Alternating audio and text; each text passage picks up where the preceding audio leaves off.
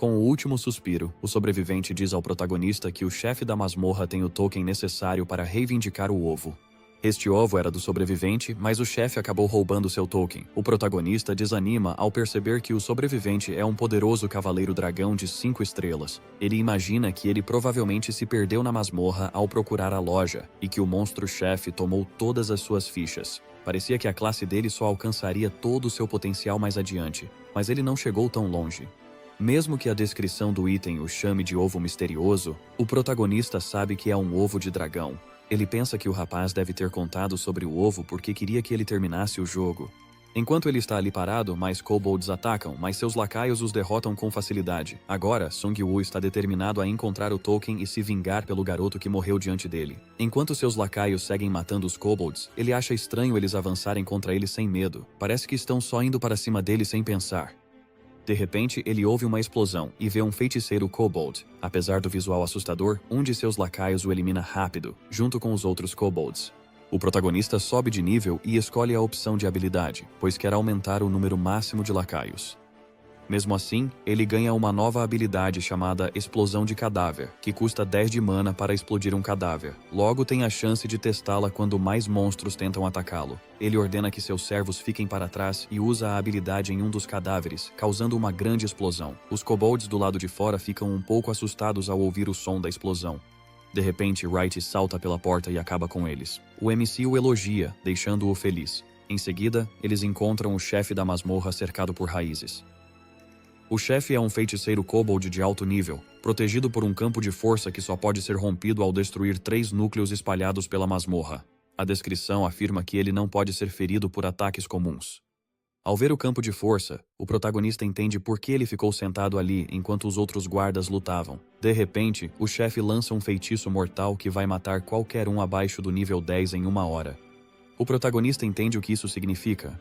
Todos do grupo estão abaixo do nível 10. Os kobolds que os atacaram antes só estavam ganhando tempo para o feitiço. Ele tenta mandar seus lacaios atacarem o chefe, mas eles não funcionam contra o escudo. Pensando bem, ele manda os lacaios empilharem os corpos dos kobolds ao redor. Então, o chefe explode tudo numa explosão enorme, mas ao voltar o chefe está ileso. Furioso, o chefe sacrifica parte da própria saúde para acelerar o feitiço, restando apenas 52 minutos. Sung-woo começa a se preocupar, pois agora tem ainda menos tempo para achar os núcleos. Frustrado, ele decide ir atrás deles, já que sabe que essa é a única forma de acabar com aquela maldição. Com fragmentos da memória de kobolds revividos, ele descobre onde ficam os núcleos. Wright destrói rápido o primeiro dos 3. Agora ele tem apenas 19 minutos para encontrar os outros 2. Ele segue avançando, revivendo os monstros e vasculhando suas memórias. Logo descobre onde fica o próximo núcleo e começa a ir para o primeiro andar. Indo para o próximo andar, eles veem kobolds mortos. Sung-woo se pergunta se foi Jisoo quem os matou. Então, ele recebe uma notificação dizendo que o segundo núcleo foi destruído e pensa que ela também deve ter visto o aviso do feitiço de morte instantânea. Ele vê alguém lutando contra monstros à sua frente e pensa que é ela. Ele pede que ela procure Hanyu e Kyung-soo. Para sua surpresa, quem está matando os kobolds é o próprio Hanyu. Segurando um monstro morto, ele olha confiante para o protagonista e diz que ele está atrasado. Sung-woo vê aquilo e se pergunta se está sonhando. Nesse momento, Jisoo chega e diz que destruiu um dos núcleos. No entanto, o protagonista se interessa mais em saber o que aconteceu com Hanyu para provocar uma mudança tão drástica. Ele age como um herói e diz que não há tempo, então devem ir e encontrar o próximo núcleo. Agora restam só 13 minutos. Ao chegarem ao último núcleo, os kobolds o defendem desesperadamente. O protagonista sabe que não podem perder tempo enfrentando os monstros, então pede ao grupo que foque em achar o núcleo. Logo, Kipser encontra o núcleo. O tempo limite agora é de 10 minutos. Sung-woo ajuda Wright, que salta sobre os kobolds e quebra o núcleo. Com o campo de força desativado, eles têm só 9 minutos para vencer o chefe. O protagonista está furioso com o chefe e decide dar uma lição quando o encontrarem. Hanyu volta ao normal e diz que deve ser mais fácil o protagonista matar o chefe, já que agora ele pode explodir cadáveres. O protagonista diz que já usou aquela magia diante do chefe, então ele pode estar esperando isso. Hanyu sugere explodir o prédio inteiro, e isso o faz pensar. Ele manda todos se reagruparem e irem para a sala do chefe, já que não resta muito tempo. Eles chegam a tempo, e uma bola de fogo de um dos feiticeiros kobold de Sung-woo interrompe o feitiço de morte instantânea. O protagonista encara o chefe com raiva e pergunta se ele tem mais alguma coisa na manga. Enfurecido, o chefe se transforma em um espírito de árvore caída. Ele solta um rugido e começa a atacar o grupo. Ele atravessa seus lacaios sem esforço. O chefe tenta atingir o grupo, mas eles desviam no último instante. Jisoo usa a espada de fogo para queimar um galho, mas ele se regenera depressa. O protagonista manda ela sair da frente e ordena ao lacaio lobisomem que arremesse kobolds mortos no chefe. Ele explode os corpos quando se aproximam do chefe, ferindo o rosto dele. Olhando a fumaça, o protagonista acha que foi o bastante para matar o chefe, mas parece que ele se regenerou. De repente, uma bola de fogo de um kobold feiticeiro atinge o chefe por trás. O grupo bombardeia o chefe com fogo, mas nem isso basta, já que ele continua se regenerando. Sungu diz para continuarem atacando o chefe. De repente, surge uma notificação dizendo que o chefe perdeu todo o mana e agora vai ceder sua vida. O protagonista sorri ao revelar que passou esse tempo usando a pedra de sangue do diabo para drenar o mana do chefe. Mesmo com o mana esgotado, porém, o chefe ainda parece atacá-los. O protagonista manda todos recuarem. O chefe tenta alcançá-los, mas cai por estar fraco. Antes de sair da sala, ele olha para trás e revela que deixou a maioria dos esqueletos no primeiro andar. Quando todos estão seguros, ele explode a pilha de corpos de kobolds mortos que seus lacaios reuniram sob o chefe. Sem mana para se regenerar, o chefe morre. Ao derrotar o espírito da árvore caída, o protagonista ganha 12.140 de ouro e sobe ao nível 10. O sistema também o recompensa com um bilhete de roleta, já que ele é a 69ª pessoa a chegar ao nível 10. O máximo de seus lacaios aumenta em 5, e agora ele tem a nova habilidade Resposta da Morte.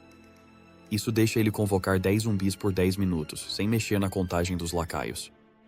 Ele percebe que agora controla até 25 mortos-vivos. Além disso, ele tem o token do Cavaleiro do Dragão. Ao erguer a espada, ele se sente confiante de que agora pode derrotar o Lorde Vampiro. O token do Cavaleiro Dragão é, na verdade, a espada sem dono, que aumenta sua força em 6. Mesmo sem poder abrir o ovo de dragão por não ser um domador de dragões, ele descobre que pode chocá-lo mantendo-o por 5.000 dias. Ele também pode reduzir esse tempo ao matar monstros poderosos com aquela espada. O protagonista percebe que terá que esperar 13 anos para usar o ovo de dragão. Jisoo diz que isso deve ser a penalidade por ele não ter a classe certa para a espada. Sungu diz que pode se provar para ela matando monstros. Assim, quanto mais ele caçar, menos tempo vai levar para o ovo chocar. No entanto, a espada também lhe dá força, então ele fica feliz em mantê-la. Hanyu diz que o telefone dele está tocando. Ele recebe uma mensagem de Taiseong enviado à Praça Haigung para espionar vampiros. Ele diz que tem muita gente lá, mas nenhum vampiro apareceu ainda. O MC fica aliviado em saber que ele continua bem. Enquanto voltava para a fábrica, ele ordenou que se misturasse aos demais sobreviventes e ficasse de olho nos vampiros. Ele também aconselhou que mandasse uma mensagem privada se algo acontecesse. Taesong aceitou o trabalho com alegria, já que passava o tempo todo com vampiros. Parece que ele ainda não viu vampiros na suposta zona segura. Nesse momento, um de seus esqueletos orcs avisa que encontraram 2 lobisomens mortos. O protagonista se pergunta se o espírito da árvore os matou. Então, os revive e os adiciona ao exército. Agora ele tem 5 lobisomens, e a contagem de lacaios chega a 15. Com tudo pronto, o protagonista decide ir para Hwaseong para eliminar os vampiros. Enquanto isso, os sobreviventes ficam ansiosos, pois quem os convidou não aparece. De um prédio próximo, os vampiros observam e esperam o momento certo para começar a matar os sobreviventes. O mestre vampiro entra na sala e diz que é hora de se preparar. Um dos vampiros pergunta se vão se banquetear com os sobreviventes, mas o mestre vampiro sorri de canto e diz que vão matar os caras que atacaram a fábrica. Os outros vampiros ficam confusos, pois achavam que iam festejar primeiro. O mestre vampiro lhes diz que o plano mudou, já que o cara está por perto. Ele quer ele morto antes que atrapalhe os planos. O mestre vampiro diz aos outros que a ordem vem direto do Lorde Vampiro, então não devem se conter. Tyson avista os vampiros saindo e imediatamente informa o MC pelo celular. Os vampiros chegam à escola primária enquanto saem à procura do MC. Ele ainda está sob a maldição do vampiro, então conseguem rastrear onde ele está. Eles comentam como ele é idiota por baixar a guarda. Conforme avançam, eles encontram o corpo de um lobo terrível. Ao ver as marcas de garras, concluem que ele provavelmente foi morto por um de seus lacaios lobisomens. Então, eles veem um rastro de sangue e começam a segui-lo. O mestre vampiro se pergunta como o gerente da área deles perdeu para um perdedor desses. Eles acham que o MC é algum tipo de idiota que não sabe que sangue pode atrair monstros. Um dos vampiros vê que o rastro de sangue leva até o auditório. Ao saber onde o MC está, o Lorde Vampiro manda que os outros vampiros o matem o quanto antes. Eles sabem que ele controla lacaios, mas o vampiro ainda acha que pode vencê-lo. Ele espera que ele tenha 5 esqueletos de lobisomem no exército. Ele é o mestre vampiro e serve direto sob o senhor vampiro. Ele acha que dá conta fácil de 2 deles sozinho. Pelo número deles, ele confia nas chances de vencer. Ele leva os vampiros para dentro e vê o protagonista com seus lacaios. Os vampiros notam que ele tem só alguns esqueletos com ele. Isso os deixa mais confiantes, e eles começam a persegui-lo. Enquanto o protagonista corre, ele leva todos até um beco sem saída. Ele para e diz que aquele será o descanso final deles. Os vampiros começam a se preocupar ao perceberem que há algo errado. Ele diz que eles estavam contando seus esqueletos e que não conhecem todas as suas habilidades. Ao ouvir isso, um vampiro tenta zombar e pergunta se ele escondeu mais alguns esqueletos por ali. Sung-woo sorri e diz que não comanda só um monte de ossos. Ele lidera um exército deles, então invoca o resto de seus lacaios do vazio e usa a resposta da morte para trazer zumbis. Os vampiros quase surtam ao ver os zumbis. Enquanto isso, Sung-woo se recosta e relaxa, deixando seus lacaios fazerem o trabalho. Raid lidera os esqueletos para dar um leve aumento de poder e os zumbis começam a dilacerar os vampiros. Os vampiros quase sufocam com tantos debuffs. Sung-woo mostra o que acontece quando você tenta enfrentar um exército de mortos-vivos. Uma vampira investe contra o MC, mas é atingida pelas bolas de fogo do feiticeiro Kobold, e Raid dá o golpe final. O MC ganha 2.000 de ouro por essa morte. Com o resto dos vampiros mortos, apenas o mestre vampiro permanece. No entanto, ele é forte. Ele começa a avançar à força entre esqueletos e zumbis.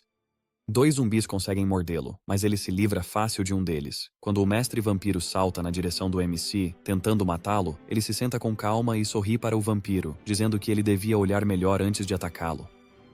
Ouvindo isso, o mestre vampiro entra em pânico e pergunta o que ele quer dizer. 2 horas antes, quando todos estavam do lado de fora da escola, o MC deu ordens específicas a um de seus lacaios. Ele tentou explodir o esqueleto do orc, mas não deu certo. Ele percebeu que o orc era um esqueleto, não um cadáver, então a habilidade não funcionou nele.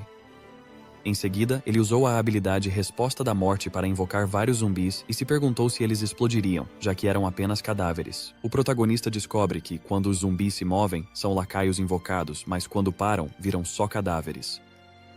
Ele detona o zumbi restante, causando um dano enorme ao mestre vampiro. Ele zomba dele enquanto ele cai no chão com dor. Enquanto um lobisomem arranca a perna dele com uma mordida, o mestre vampiro pergunta a Sung-woo se ele acha mesmo que pode derrotar o chefe. O protagonista dá o golpe final no mestre vampiro com sua espada sem nome e ganha 20.000 de ouro. Ele também reduz o tempo de eclosão do ovo para 4.149 dias. Ele revive todos os cadáveres de vampiros, e como agora comanda mais de 5 esqueletos vampiros, ganha um bônus de sinergia, um sangramento de 5% em todos os ataques deles e um modo Berserker antes de morrerem, que aumenta seus atributos em 10%. Confiante no seu exército, o protagonista se sente pronto para o próximo desafio. Enquanto isso, ele recebe uma mensagem da Jisoo dizendo que os vampiros estão se movendo. Os guardas passaram a agir de forma suspeita, pedindo que todos entregassem as armas para entrar na zona segura. O MC acha que o Lorde Vampiro já notou a morte dos guardas reais, então está com pressa para capturá-lo. Agora, todos os guardas vampiros trabalhavam para ele. No acampamento de sobreviventes, um veterano vê lobisomens empalados no topo de um telhado. A multidão se pergunta quem conseguiu pendurá-los lá em cima, já que precisa ser forte para vencê-los. Está quase na vez de Jisoo e Hanyu na checagem de armas. Ela encara um dos guardas, que avisa aos jogadores que estão recolhendo suas armas pela segurança de todos. Diz que mataram 4 lobisomens, então essas armas não servem mais. Jisoo sente nojo dos humanos que trabalham com vampiros.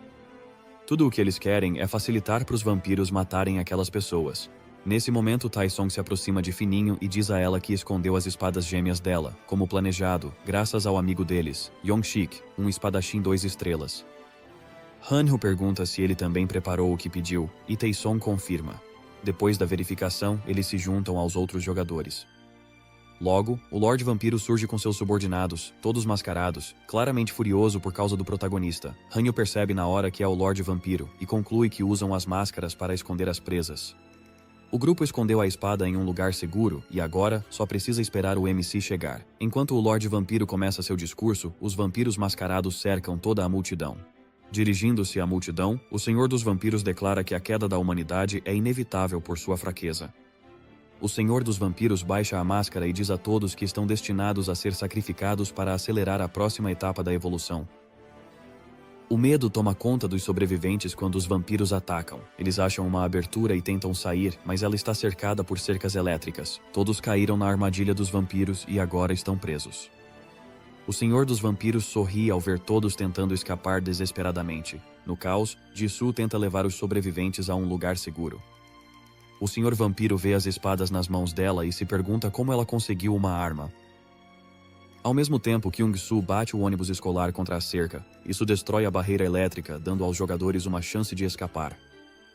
Jisoo e Hanyo saltam, guiando os sobreviventes até um lugar seguro. Furioso, o Lorde Vampiro se vira para o MC que acabou de descer do ônibus. Ele o encara com um sorriso de canto e, debochando, o chama de Rei Mosquito. Ele encara os vampiros e pergunta por que eles não se divertem. O Lorde Vampiro ri e diz que ele chegou na hora certa. Ele o encara mostrando as presas afiadas e diz que eles vão se divertir bastante. Ele se vira para Madame Yang e diz que a festa não começou bem. Ela diz que falta o prato principal e manda os outros vampiros cercarem os sobreviventes em fuga. O Lorde Vampiro pergunta se ele vai resgatar os sobreviventes, mas ele o tranquiliza dizendo que seus companheiros de equipe dão conta da vampira. O Lorde Vampiro ri ao ouvir companheiros de equipe e diz que, em outras circunstâncias, talvez até o contratasse para trabalhar com ele. Sung-woo diz que não precisa, pois tem seus amigos. De repente, um esqueleto lobisomem salta do ônibus e ataca o Rei Vampiro. Ele fica decepcionado e pergunta se ele realmente achou que aquilo poderia matá-lo. Enquanto o Lorde Vampiro tenta lutar contra o lobisomem, percebe que é uma armadilha cheia de corpos de goblins. O protagonista detona tudo, causando uma grande explosão. Todos os vampiros ficam preocupados ao verem o chefe deles no chão. Eles dizem que ele não será derrotado tão fácil. Eles veem o protagonista entrando no ônibus e correm atrás dele, mas lá dentro encontram só vários corpos de monstros. Seong-woo escapa por um buraco no momento em que detona o ônibus, eliminando vários vampiros. Enquanto isso, Madame Yang caça os sobreviventes com aliados humanos. Os humanos que a seguem ouvem a explosão e se perguntam se algo aconteceu com o Lorde Vampiro. Ela lhes garante que ele é poderoso demais e não pode ser morto pelo MC. Ela manda que eles foquem em caçar os sobreviventes, mas ao olhar para trás, vê os dois mortos no chão. Ela sente uma presença mortal atrás dela e quase desvia de um ataque da Jisoo. Ela encara a garota vampira com fogo nos olhos enquanto se prepara para enfrentá-la sozinha. Han-ho e Tai-song levam os sobreviventes a um lugar seguro. Tudo parece estar indo bem para eles graças ao plano do Sung-woo. Han-ho está com suas adagas, só por precaução, mas eles esperam não precisar usá-las. Infelizmente para eles, um vampiro aparece por trás. O Lorde Vampiro o colocou ali para vigiar o perímetro. O vampiro zomba deles por terem sido pegos e pergunta se vão ajudá-lo a subir de nível. Tai-sung avança para lutar, achando que este vampiro é mais fraco que os outros. Han-ho tenta impedi-lo, mas não consegue. O vampiro desvia dos ataques de Tai-sung e quase morde seu pescoço, mas Han-ho intervém a tempo, atirando suas adagas. O vampiro salta para evitar o soco de Tai-sung, mas Han-ho joga mais adagas, acerta o rosto do vampiro e o derruba no chão. Han-ho mal acredita que venceu um vampiro, mas logo vê que não ganhou nenhuma moeda de ouro, então talvez não tenha acabado. Furioso, mas vivo, o vampiro se levanta e os amaldiçoa por deixarem cicatrizes no seu lindo rosto. Enquanto isso, o protagonista eliminou os vampiros mais fracos com a explosão. Ele sabe que a ameaça real ainda está por aí. De repente, o Lorde Vampiro salta para dentro do ônibus. Dessa vez, ele até tem asas. O cara comprou uma skin premium. O protagonista percebe que não vai ser tão fácil matá-lo. Ele invoca lacaios mortos-vivos do vazio enquanto o Lorde Vampiro avança. Quando o Lorde Vampiro aterrissa no meio dos esqueletos orcs, ele os despedaça sem esforço. Percebendo que não o segurariam por muito tempo, Sung-woo invoca zumbis do chão. O Lorde Vampiro se surpreende um pouco ao ver os zumbis, mas não liga, pois sabe que eles não são uma ameaça para ele. Enquanto o Senhor Vampiro mata um deles, o protagonista rapidamente tenta detonar o cadáver. Desta vez, o vampiro está preparado, pois usa sua mosca de sangue para criar uma névoa de sangue, disparando-a a uma pressão incrivelmente alta. Embora a habilidade não seja tão forte, é suficiente para impedi-lo de detonar os cadáveres. Mudando de tática, o protagonista envia seus lobisomens para a frente, ativando a sinergia de Cérbero, que aumenta a força deles contra um único inimigo. No entanto, o Senhor Vampiro facilmente corta 3 lobisomens com um único golpe. O MC percebe que não consegue derrotar o vampiro em combate corpo a corpo e imediatamente ordena que seus lacaios o ataquem com lanças. Enquanto o Senhor Vampiro desvia das lanças, sem esforço, ele diz que isso é chato para ele. Ele afirma que esse é o limite dos humanos que não evoluíram. Seungo pergunta se ele chama monstros como ele mesmo de evoluídos. O Lorde Vampiro diz com orgulho que isso é uma grande melhoria sobre os humanos. Ele acredita que os fortes nasceram para mandar nos fracos. E assim tudo foi acontecendo ao longo de toda a história da humanidade. A sociedade moderna quer tratá-lo como um pária, já que ele é um assassino em série. No entanto, ele finalmente teve sua chance quando o apocalipse começou. O Lorde Vampiro acha que é um dos escolhidos, como os demais humanos. Ele acredita que alguém o escolheu para levar o mundo ao próximo estágio de evolução. Sung-woo leva a mão à cabeça ao perceber que o plano do vampiro é só um showzinho ridículo. Ele pergunta se ele ainda acredita nisso, dizendo que ninguém levou a sério nos últimos 100 anos. O Lorde Vampiro continua falando sobre ser a nova forma de evolução, até ouvir Madame Yang chamá-lo para pedir ajuda. Ela não acredita que está perdendo para uma humana, já que se acha superior a ela. Durante toda a luta, ela não conseguiu acertar nenhum golpe na Jisoo. Ela diz que ainda não acertou um único golpe nela porque não treinou esse tempo todo. Ela tem uma força impressionante, mas seus ataques são todos iguais, sem coordenação.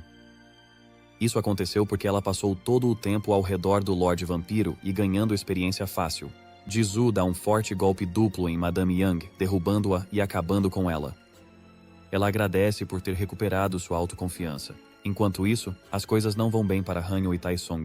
O vampiro dá a eles a chance de se juntarem a ele, dizendo que neste mundo injusto, eles teriam mais chances de sobreviver do que os vampiros sob a proteção do Lorde Vampiro. Ele diz que eles também já foram estudantes comuns como eles. Sem outra opção para sobreviver num mundo cheio de monstros, decidiram se juntar a alguém forte e viver às custas dele. Ele pergunta de novo se eles querem se juntar a ele. Hanyo diz que ele tem razão, fazendo Taesung pensar que ele vai se unir ao vampiro. No entanto, ele diz que o lado que escolheu é muito mais forte do que o dele. De repente, um motociclista aparece atrás do vampiro, chamando sua atenção por apenas um instante. Aproveitando a chance, Hanyo lança uma adaga. O vampiro se esquiva, e a adaga atinge o cavaleiro no peito. Felizmente, ele não se machuca porque tem um servo sentado na frente dele. Acontece que tudo isso fazia parte do plano do Hanyo, e o verdadeiro alvo dele era o Goblin. Ele se transforma em sua forma de Giga Shed e fica de pé, confiante diante do vampiro. O vampiro começa a tremer ao vê-lo nessa forma. Ele tenta acertá-lo com toda a força, mas não adianta. O vampiro sente como se estivesse batendo numa parede de metal. Hanho cresce e o atinge com estocadas rápidas usando seu corte em alta velocidade. Taesung e Kyung-soo também entram na luta e atacam o vampiro juntos. O vampiro tenta atingir Taesung, mas Hanho bloqueia o ataque com o próprio corpo. Ele diz ao vampiro que vem aumentando sua agilidade todo esse tempo para desviar dos inimigos, então não tem chance de fugir. Ele vira saco de pancadas do vampiro, enquanto os outros dois tentam derrotá-lo. O vampiro percebe que os golpes deles, sozinhos, não são fortes o bastante, mas juntos podem nocauteá-lo. Além disso, eles têm um tanque ágil para protegê-lo. Enquanto ataca o vampiro com sua adaga, Hanyo percebe que está perdendo força. O vampiro também percebe que a habilidade dele deve ter um limite de tempo. Bem nessa hora, um Goblin é arremessado em Hanho, que o mata com sua faca, reativando sua habilidade. Um dos caras fica encarregado de lançar Goblins nele a uma distância segura. Hanyo provoca o vampiro, dizendo que ele pode continuar se fortalecendo quantas vezes quiser, já que eles têm muitos Goblins prontos. Ele lembra o que disse, que viver com o mais forte era o melhor jeito de sobreviver. Diz que estava errado. A verdadeira sobrevivência vem das amizades com pessoas em quem você confia. O cara está prestes a derrotar um vampiro com o poder da amizade. Ele faz uma pose estranha e diz que eles sobrevivem com amor e paz. O vampiro treme de medo e diz que está perdendo, porque eles estão se unindo contra ele. Ele não está errado. Enquanto isso, o Lorde Vampiro se enfurece com o fracasso dos vampiros de elite, vendo-os morrer um por um. Sung-woo diz ao Lorde Vampiro que agora é a vez dele e que já conhece todas as suas fraquezas. Primeiro, o Senhor dos Vampiros não pode usar armas. No início, ele achou que não precisava delas, já que tinha garras afiadas, mas depois de controlar alguns vampiros como lacaios, percebeu que isso era uma penalidade da classe deles. Considerando os tipos de armas, isso é uma grande desvantagem para eles. Segundo, ele tem defesa baixa, mas regeneração alta. Seus movimentos também são amplos e ineficientes. Terceiro, ele não tem mana e precisa depender do sangue para usar suas habilidades. O protagonista revela que ele vinha usando a Pedra de Sangue do Diabo, que drenava a saúde dele a cada golpe. A última fraqueza dele era falar demais. O protagonista diz que, se fosse ele, não falaria com os inimigos e iria direto no necromante. Furioso, o Lorde Vampiro ativa um campo de sangue e avança, mas Wright intervém e desvia o ataque com uma habilidade de aparar. Wright joga um frasco de slime no rosto do Lorde Vampiro. O ácido começa a derreter sua pele e a embaçar a visão. Com pouco sangue e fraco demais para se regenerar, ele fica vulnerável. O protagonista manda seus lacaios acabarem com o Lorde Vampiro. Embora ainda seja uma ameaça, ele está bem enfraquecido. Sentindo o cheiro de sangue, ele vai até lobisomens pendurados como troféus num prédio próximo. Ele chega ao telhado apenas para ser emboscado por um lacaio lobisomem que o apunhala de cima. Seung-woo zomba dele, revelando que vinha obtendo seus lacaios lobisomens daquele mesmo prédio. Gravemente ferido, o Lorde Vampiro cai no chão. O protagonista decide encerrar isso de forma dramática, então seus lacaios jogam o Lorde Vampiro numa sala cheia de cadáveres de monstros. Ele então detona o prédio, finalmente matando o Senhor Vampiro. Ele ganha 10 mil de ouro por matar um jogador especial, além de 30 mil de ouro e um bilhete de item de nível C por completar a missão No Country for Wicked Men. Seu destino muda, dando a você uma habilidade exclusiva. Quando seu grupo chega, eles comemoram juntos a vitória. Ele olha para trás, para eles, e sorri pensando que o mundo pode estar chegando ao fim, mas vai ficar com eles. Na manhã seguinte, todos cantam seus elogios. Alguns deles já tinham sido resgatados antes pelo grupo do Seung-woo. Hanyu diz que muita gente começou a reconhecê-los. A celebração é interrompida pela chegada de um regimento de soldados, liderado pelo Sargento Kim. Ele diz que viu a batalha épica de longe e estava curioso sobre como foi. Soing o cumprimenta sorrindo e diz que está feliz em ver que ele está bem. Ele pergunta por que está aqui. O sargento diz que estavam monitorando um grupo que dizia estar criando zonas seguras para os sobreviventes. No entanto, eles nunca imaginaram que a situação ficaria tão caótica. O MC olha para eles e se sente aliviado por não terem feito nada contra os vampiros, já que, para ele, eles não parecem tão fortes. Kim revela que alguém quer encontrar ele. O MC fica confuso e pergunta quem é. Kim sorri e diz que o exército coreano ainda está vivo e bem. Enquanto isso, um oficial do exército olha pela janela, com 4 estrelas no chapéu. À noite, o protagonista fica em pé em um escritório e olha para o seu perfil. No momento, ele está no nível 10 e tem cerca de 300 mil de ouro. Ele recebeu metade desse ouro de sua batalha recente. Ele percebe que sair correndo e caçar monstros não é tão eficiente quanto fazer missões. Sua habilidade também evoluiu, e agora ele consegue fazer armadura de osso além de fabricar armas de osso. Enquanto ele cria a armadura, ela logo se prende à pele. Ela encaixa bem nele e deixa pouco espaço para golpes.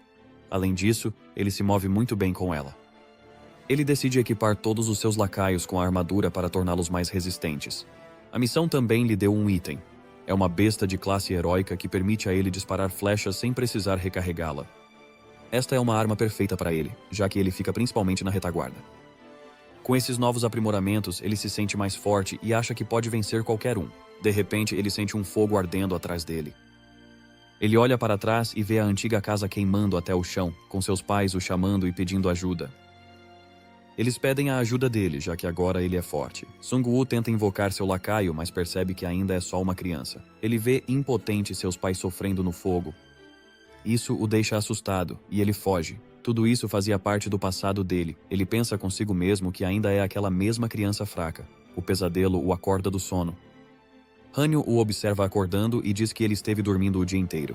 Ele aponta para a porta e diz que o Sargento Kim voltou com aqueles soldados do último dia. Quando pediram que ele os acompanhasse de volta à base, ele recusou, dizendo que, se alguém quisesse encontrá-lo, poderia ir até ele.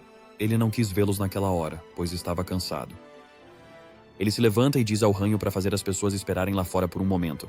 Na cabeça dele, ele ainda está pensando naquele sonho. Ele quer ficar mais forte para não precisar mais deixar ninguém para trás. Enquanto o Hanyu tenta manter os soldados do lado de fora, o tenente o empurra para o lado e entra. Ele se apresenta como o Tenente-Major Taeyong Park e pergunta ao MC se ele é o necromante. O Sargento Kim está com o tenente. O Major se senta e diz que não quer desperdiçar tempo, então vai direto ao ponto. Ele explica que eles estavam monitorando um grupo suspeito em Hwaseong e pergunta se foi ele mesmo quem deu cabo deles. Ele quer saber o que exatamente ele fez e se ele gostaria de se juntar a eles em suas futuras missões. O protagonista diz que pode contar como derrotou o cara, mas não entende como ele vai ajudar nas missões deles. O tenente Taeyong aponta para ele e diz que quer que ele se aliste no exército. Isso irrita o protagonista, já que é a última coisa que ele quer fazer. Ele pergunta por que deveria se alistar. O cara continua falando sobre como o exército e o governo podem restaurar a ordem com a ajuda dele. No fundo, eles querem que ele faça tudo, já que são inúteis neste apocalipse. Ele menciona um cara chamado o promotor de Yangdong-po e diz que vai criar algum grupo renegado. Esse cara ajudou a salvar cidadãos e criou a primeira guilda na Coreia. Ele também criou zonas de segurança. O protagonista acha que ele é um grande sujeito, já que também derrotou um monstro-chefe na área dele. O tenente Taeyong pensa diferente, pois ele rejeita o governo e não quer ficar do lado do exército. O protagonista diz friamente que discorda da afirmação dele. Ele diz que eles não têm o direito de declarar ninguém como um grupo renegado. O exército e o governo não conseguiram proteger o povo nesta crise. Todo mundo teve que se adaptar à situação e sobreviver. Ele diz ao militar que prefere ser mercenário do que entrar no exército. O tenente o agarra pela gola furioso, mas o protagonista dá um tapa na mão dele e se levanta para sair. Ele diz que vai se arrepender de não se juntar a eles, pois não vai sobreviver sozinho. Sung-woo olha para trás, com Wright ao lado, e diz que prefere ficar sozinho. O cara tem literalmente um exército com ele. Os jogadores se sentem bem mais seguros com os soldados por perto. Hanyu não gosta disso, pois acha que eles que o salvaram, não o exército. Jisoo diz que não tem o que fazer, já que as pessoas precisam de alguém em quem confiar. Hanyu também se sente melhor com eles por perto, pois provavelmente lutam melhor que um cara comum. Ela olha para os soldados e percebe que parecem um pouco ansiosos. Isso a deixa curiosa, já que são treinados para ficar calmos numa situação dessas. Hanyu vai até alguns soldados e pergunta se eles trabalham com o sargento Kim. Diz que se encontrou com ele há um tempo e que cruzou com um soldado chamado Kwon. Então pergunta se pode se encontrar com ele. Um dos soldados diz que, na verdade, não sabe onde pessoas de outras unidades podem estar lotadas. O outro fala que isso é informação confidencial, então não podem dizer nada a ele. Jisoo ouve isso e acha estranho, já que ele só pergunta sobre um soldado raso. Os dois acham que há algo errado com os soldados. Enquanto isso, Sung-woo sai do escritório após recusar a oferta do tenente do exército. Ele queria manter boas relações com o exército, mas o tenente o deixou irritado. Enquanto se afasta, ele é abordado pelo sargento Kim, que se desculpa, pois foi ele quem pediu que ele se encontrasse com o tenente. O protagonista entende que ele só estava cumprindo ordens e por isso não guarda rancor dele. Ele pergunta se o tenente o mandou para fazê-lo mudar de ideia. Kim ri nervoso. Sung-woo suspira e diz que o exército deve precisar dele. O sargento diz que precisam mesmo dele, mas o jeito como o comandante do batalhão falou não foi o certo. Ele se aproxima e diz que quer mostrar algo bem secreto. Enquanto os dois cruzam o estacionamento subterrâneo, o protagonista se pergunta qual é o segredo. O sargento levanta a mão e sinaliza para ele parar, pois há vários soldados à frente. Ele diz que podem ser executados se forem pegos. No entanto, os soldados estão todos desmoralizados, então ele acha que eles podem passar escondidos por eles. Isso deixa o MC ainda mais curioso sobre o segredo, já que o sargento está disposto a arriscar a própria vida. Os dois descem alguns degraus e entram em uma sala. Ali, o sargento mostra a ele um cristal brilhante guardado em uma caixa. Ele explica que se chama Pedra da Profecia. Existem várias espalhadas pelo mundo, e quem as tocar pode ver uma visão do futuro. Se alguém encontrar a pedra, isso dá uma grande vantagem sobre os outros jogadores. Sung-woo finalmente toca a pedra e começa a vivenciar uma visão. Ele está flutuando no ar quase como se estivesse em um sonho. De repente, uma wyvern esquelética passa voando por ele. Ao olhar para baixo, tudo o que ele vê são cadáveres. Parece que a cidade inteira virou servos mortos-vivos. Enquanto observa os esqueletos, ele vê a si mesmo e Jisoo em pé entre eles. Hanyu, como sempre, está embaixo, entre lacaios menos importantes. O protagonista percebe que o responsável por tudo isso é o Rei Lish, no topo do exército de lacaios. Enquanto observa o Rei Lish, ele de repente se vira para ele e o reduz a cinzas. O protagonista volta ao próprio corpo e uma notificação do sistema diz que os acontecimentos ocorrerão em 1º de janeiro. Ele começa a tremer e segura o braço. O sargento disse que viu, numa visão, um exército de esqueletos e isso o fez lembrar. Sung-woo recebe uma missão exclusiva, em que ele precisa tomar a foice do ceifador. Ele precisa estar no nível 15 para descobrir a localização da foice. E se ele não conseguir fazer isso antes de janeiro, será dominado pelo Rei Lich, tornando a visão real. Ele leva as mãos ao rosto ao perceber que tem mais uma missão por causa do sargento. Ele só tem mais 2 meses para alcançar o nível 15 e encontrar a foice. Ele até parecia muito intimidador na visão que viu, mas não quer viver aquele futuro. Ele pergunta ao sargento sobre o monstro-chefe da área. Ele evitava procurá-lo, pois era meio arriscado encontrá-lo, mas agora não tem tempo para cautela. Além disso, eles são o jeito mais rápido de subir de nível. O sargento Kim diz que sim, conhece um monstro-chefe e que ele é a maior fonte de frustração do tenente. O maior objetivo dele era limpar a área de todos os monstros e recuperar a estabilidade, mas isso é impossível sem jogadores como ele. Ao ouvir isso, o MC concorda em ajudar a derrotar o monstro-chefe, mas diz que não fará de graça. Ele quer receber pelo serviço. Os soldados voltam ao comandante e dizem que o MC está pedindo mais de 100.000 moedas de ouro para se juntar a eles. Isso o deixa furioso e ele pergunta como ele ousa fazer essa exigência. Um dos soldados diz que eles realmente não têm ninguém tão forte quanto ele. Ele viu ele lutar sozinho contra vampiros, e foi chocante. O comandante pensa um segundo e pergunta se acha que o sargento Kang conseguiria derrotá-lo. O soldado diz que o sargento Kang pode ser forte, mas o MC tem um exército com ele. O comandante realmente não quer aceitar as exigências dele, mas o soldado explica que, não importa o que façam, eles não conseguem derrotá-lo, já que ele é ainda mais forte do que um batalhão. Quando o tenente começa a pensar novamente, o sargento Kim chega e lhe diz que contratar o MC valeria mais do que a pena. Ele lhe garante que cumpre o que diz. As tropas do exército arrecadam cerca de 60.000 de ouro por dia, então precisam pagar ao MC quase o equivalente a 2 dias de ouro. O comandante sabe que é muito, mas não tem outra escolha, pois precisam garantir os pontos estratégicos. Um deles é a ala de caça 01. Um monstro aterrorizante tomou a pista de pouso, impedindo o exército de usar seus aviões. Tentaram enviar dezenas de homens, mas nenhum deles teve a menor chance contra o monstro. Se conseguirem se livrar dele, poderão viajar pelo ar. Considerando tudo isso, o comandante finalmente concorda com as exigências do MC. Mesmo assim, ele promete fazê-lo pagar um dia. Quando um soldado lhe entrega o ouro combinado, ele pede que ele siga com a missão o mais rápido possível. Sung-woo não pode sair da área por 5 dias por causa do evento. Ele pergunta ao soldado se dá para derrotar o monstro dentro desses 5 dias. O soldado diz que precisam consertar o aeroporto e avaliar os danos, então ele tem que fazer isso em 3 dias. Ele também o apresenta ao sargento de primeira classe Kang, um sobrevivente da equipe enviada para eliminar o monstro. O sargento olha para o protagonista e diz que vai ser seu assistente, mesmo tendo uma patente mais alta. Ele pergunta qual é o nível dele, esperando que seja menor que o seu. No entanto, Sung-woo diz com confiança que está no nível 10. Isso choca o sargento, e ele pergunta se ele tem usado algum tipo de trapaça. Ele diz que tem caçado orcs sem parar, mas seu nível ainda não é tão alto. O protagonista diz friamente que ele só precisa caçar monstros mais fortes. O sargento claramente fica irritado. Ele diz que o chefe dentro do aeroporto está em outro nível. O protagonista agradece o conselho e pede para ele tentar subir de nível nos próximos 3 dias. Enquanto isso, os sobreviventes o procuram, pois confiam na proteção dele. Kyung-soo olha para eles e percebe que agora há ainda mais pessoas para proteger. Ele se pergunta o que eles vão fazer com tanta gente. Ele orientou o pai do Ranho a ativar a zona segura só quando tiver perigo, já que custa ouro para manter. A mãe pergunta o que devem fazer agora.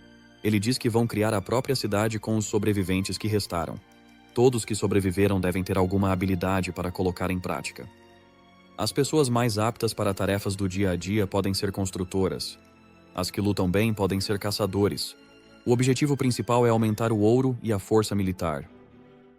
Os pais de Ranho aplaudem ao ouvir o plano dele. Ele diz que não foi ideia dele e que só recebeu instruções do MC. Ele acha que não merece os elogios, pois decepcionou quem confiou nele. Ao vê-lo assim, o pai de Ranho lhe deu algumas palavras de sabedoria e disse que ele fez o melhor para liderar aquelas pessoas, e que isso exige coragem. Enquanto isso, o MC e seu grupo ficam em meio às chamas e há uma pilha de cadáveres de monstros. Han-ho olha em volta e diz que parece um massacre. O MC diz que ele não está errado, já que ficaram bem fortes. Os monstros que tentam atacá-los morrem na hora. Os que tentam pedir ajuda precisam enfrentar seus lacaios. Os que tentam atacar em grande grupo são arremessados pelas explosões dele e, se sobrar algum, ele os finaliza com a besta. Enquanto o grupo entra no prédio, eles encontram um marcador com um símbolo de martelo. O protagonista se pergunta o que aquilo significa e decide entrar na sala. Lá dentro, encontra várias ferramentas de criação e recebe uma notificação dizendo que pode combinar 3 de seus itens. A combinação vai custar 100 mil de ouro. O MC não acredita ao perceber que pode combinar seus itens lendários.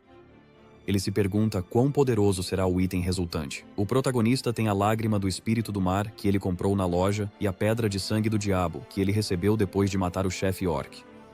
Ele também tem o núcleo de slime do chefe slime. Ele pensa consigo mesmo que deveria coletar itens que possam ser combinados entre si. Hanjo lembra de que o item resultante será algo aleatório.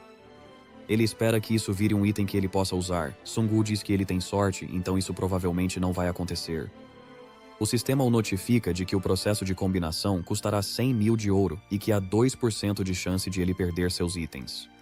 Ele prossegue com o processo mesmo assim, os itens terminam de se combinar e o protagonista recebe um novo item. Esse item se chama Cristal do Caos. Ele concede ao jogador o atributo Caos, que aumenta a mana e a regeneração de mana, além de lhe dar a capacidade de roubar vida e mana com seus ataques. Sungu se pergunta se o atributo Caos é diferente do atributo Diabo que ele tinha antes. Ele esperava conseguir um item acima do rank lendário, mas isso também foi um aprimoramento. Antes ele precisava drenar toda a mana do inimigo antes de absorver a vida dele, mas agora pode roubar os dois ao mesmo tempo.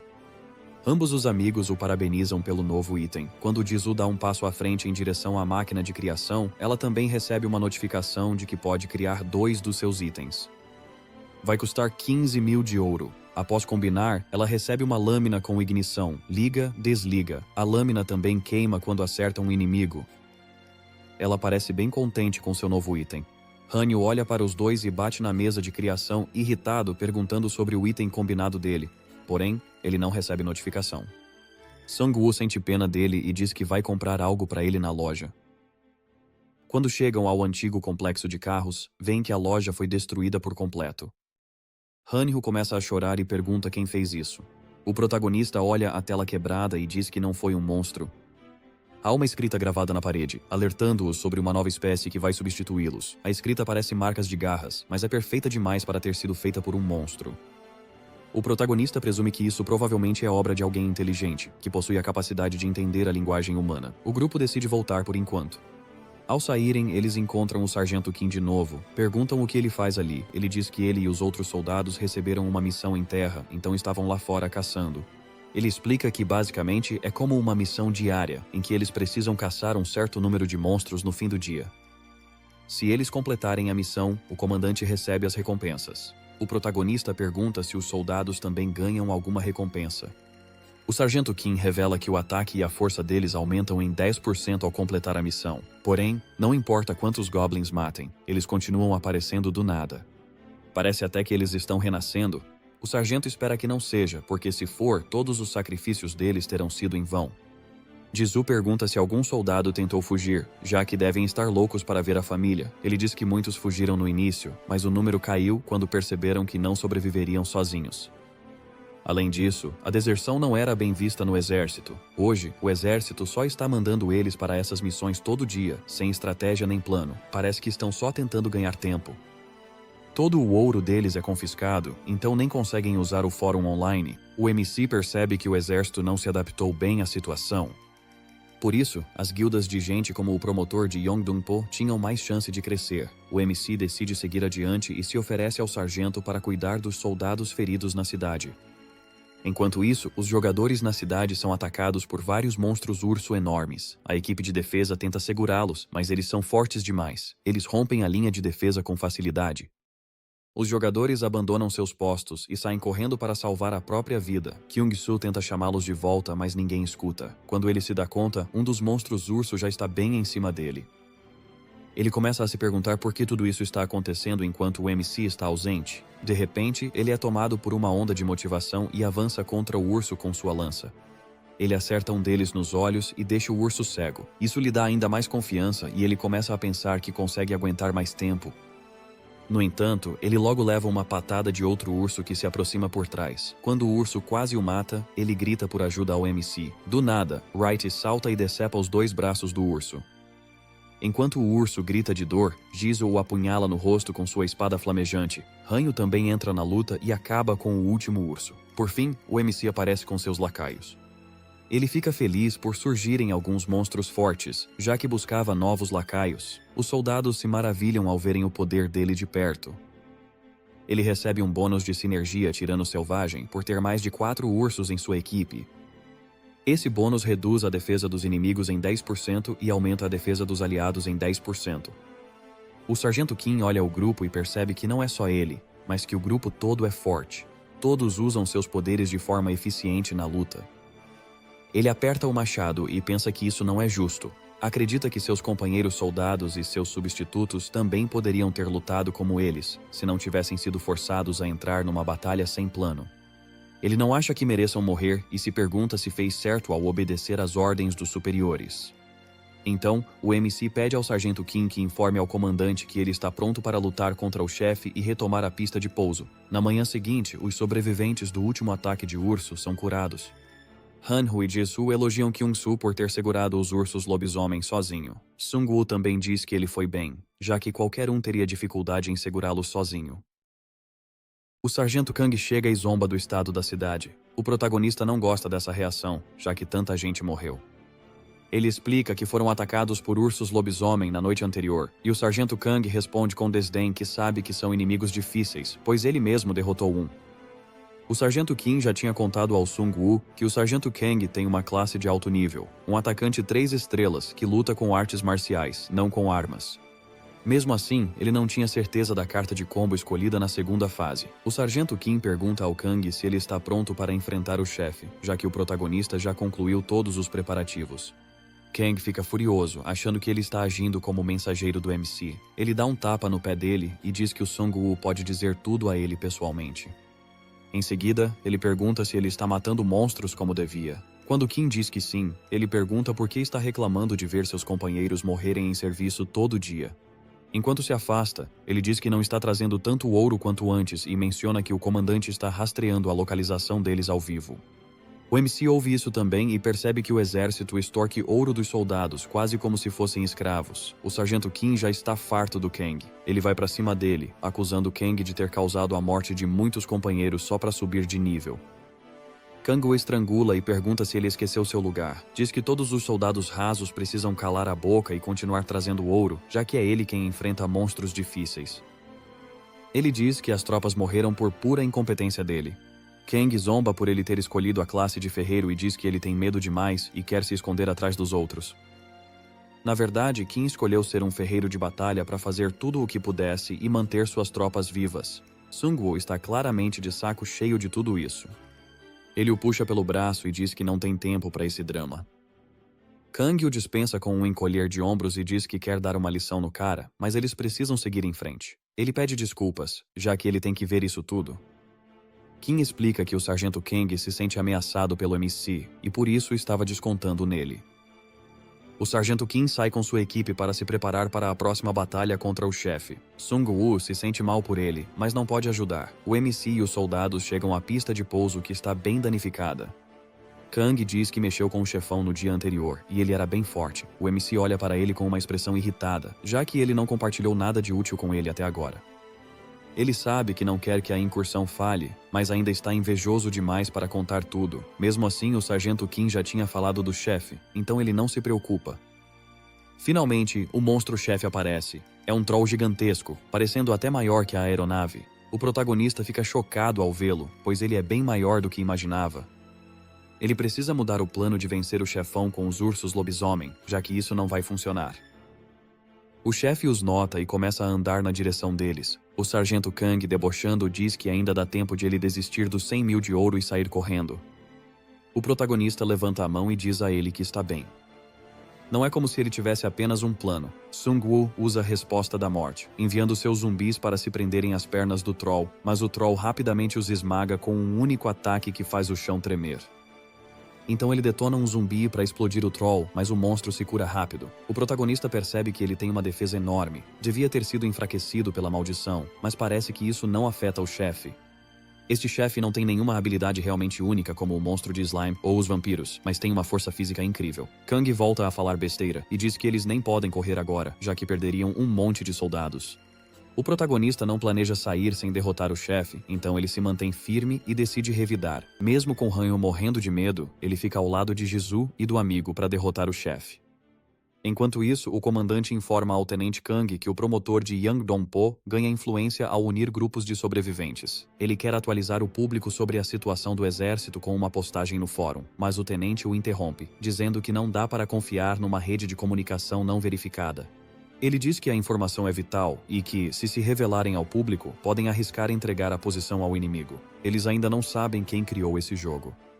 Ao ouvir isso, o comandante não tem certeza se é a melhor estratégia. Eles podem não saber tudo sobre o sistema, mas ele ainda é impactante demais neste mundo para ser ignorado. É a única coisa que permite que eles se comuniquem com as tropas. O tenente pergunta se todas as tropas foram informadas. Ele planeja matar Sung-woo quando o chefe Troll for derrotado, pois não quer deixar nenhuma ameaça que não coopere. Já enviou o sargento de primeira classe Kang para supervisionar o plano e depois roubar todos os itens valiosos de Sung-woo. O tenente ainda se preocupa com os amigos do protagonista, principalmente a Jisoo, e pergunta se eles são alguma ameaça. O comandante diz que ela é só uma garota, então não deve ser tão forte, e que o outro amigo é quase inútil. Ele ainda tem coragem de chamá-lo de inútil depois do que rolou no último capítulo. O tenente manda ele ir até a pista de pouso e garantir que o plano dê certo. Ele não quer matá-los imediatamente, pois quer que eles entreguem todo o ouro primeiro. A comandante percebe que aquilo parece mais um assalto do que uma missão, já que o tenente está mais preocupado em roubar o ouro do que em eliminar uma possível ameaça. De volta ao campo de batalha, Hanyu aguenta todos os ataques dos Trolls com sua habilidade de invencibilidade, mal sentindo o impacto. Conforme o Troll se cansa, Jisoo o apunhala pelas costas, deixando sua espada cravada nele, com uma corda invencível presa.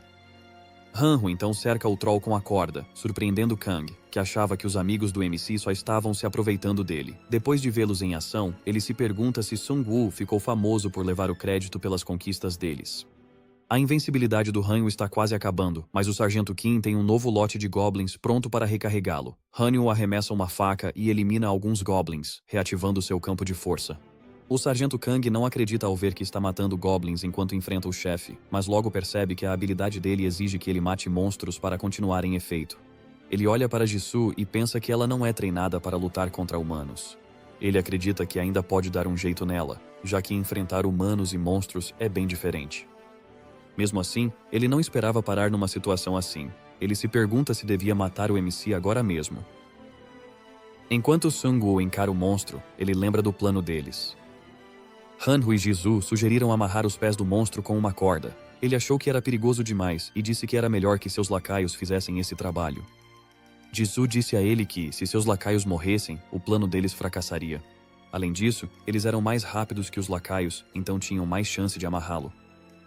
O MC ainda estava cético sobre a segurança do plano e disse que precisava de um tempo para pensar. Jisoo disse que não era babá deles, então ele não precisava se preocupar tanto. Eles eram parceiros, e ele precisava confiar neles. De volta à luta contra o chefe, o MC vê os dois prenderem o monstro-chefe com sucesso, fazendo com que ele caia. Ele diz que está impressionado com o quanto eles evoluíram. Agora é a vez dele. Ele usa a habilidade Grande Espírito para invocar todos os lacaios do inventário. O Sargento Kang fica apavorado ao ver isso e se pergunta se esse é o verdadeiro poder de um necromante. Um lacaio entrega a espada sem mestre do Cavaleiro Dragão e ele avança contra o chefe. Com o chefe imobilizado, todos começam a atacá-lo sem parar. O chefe até engole um dos esqueletos orcs quando ele tenta atingi-lo, mas o protagonista logo detona a bolsa do esqueleto, cheia de cadáveres, causando uma explosão enorme dentro da boca do chefe. Em seguida, ele avança e golpeia a cabeça do chefe com a espada sem mestre, acabando com ele. Ao matar o chefe, ele ganha 220 mil de ouro e sobe para o nível 11, aumentando todos os atributos em 2 pontos e ganhando um baú especial de itens. Ao matar o chefe com a espada sem mestre, ele reduz em 98 dias o tempo de eclosão do ovo, restando 4.950 dias. Como habilidade ao subir de nível, ele escolhe a carta de grandes armas de osso, que permite criar mais armas a partir de ossos. O Sargento Kang não acredita que o chefe morreu. O protagonista o encara e diz que cumpriu o contrato. Ele afirma que vai ficar com o cadáver do chefe, já que sua única missão era matá-lo.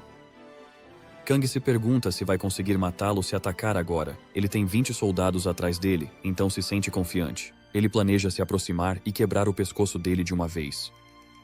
Seung-woo sorri, pois já sabe o que o sargento está pensando. Ele diz que já é tarde demais. Percebendo que foi descoberto, Kang tenta atacá-lo de frente. Seu ataque provoca uma enorme explosão, mas o protagonista consegue bloqueá-la usando seu escudo. Kang não acredita ao ver que seu ataque surpresa falhou.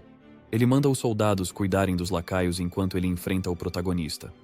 Ele acha que, sem seus esqueletos, o protagonista ficará fraco demais para lutar. Enquanto ele o ataca de novo, Sung Woo se defende com o escudo, mas ele quebra. Ele tenta revidar com a espada, mas Kang chuta o braço dele e joga a espada longe.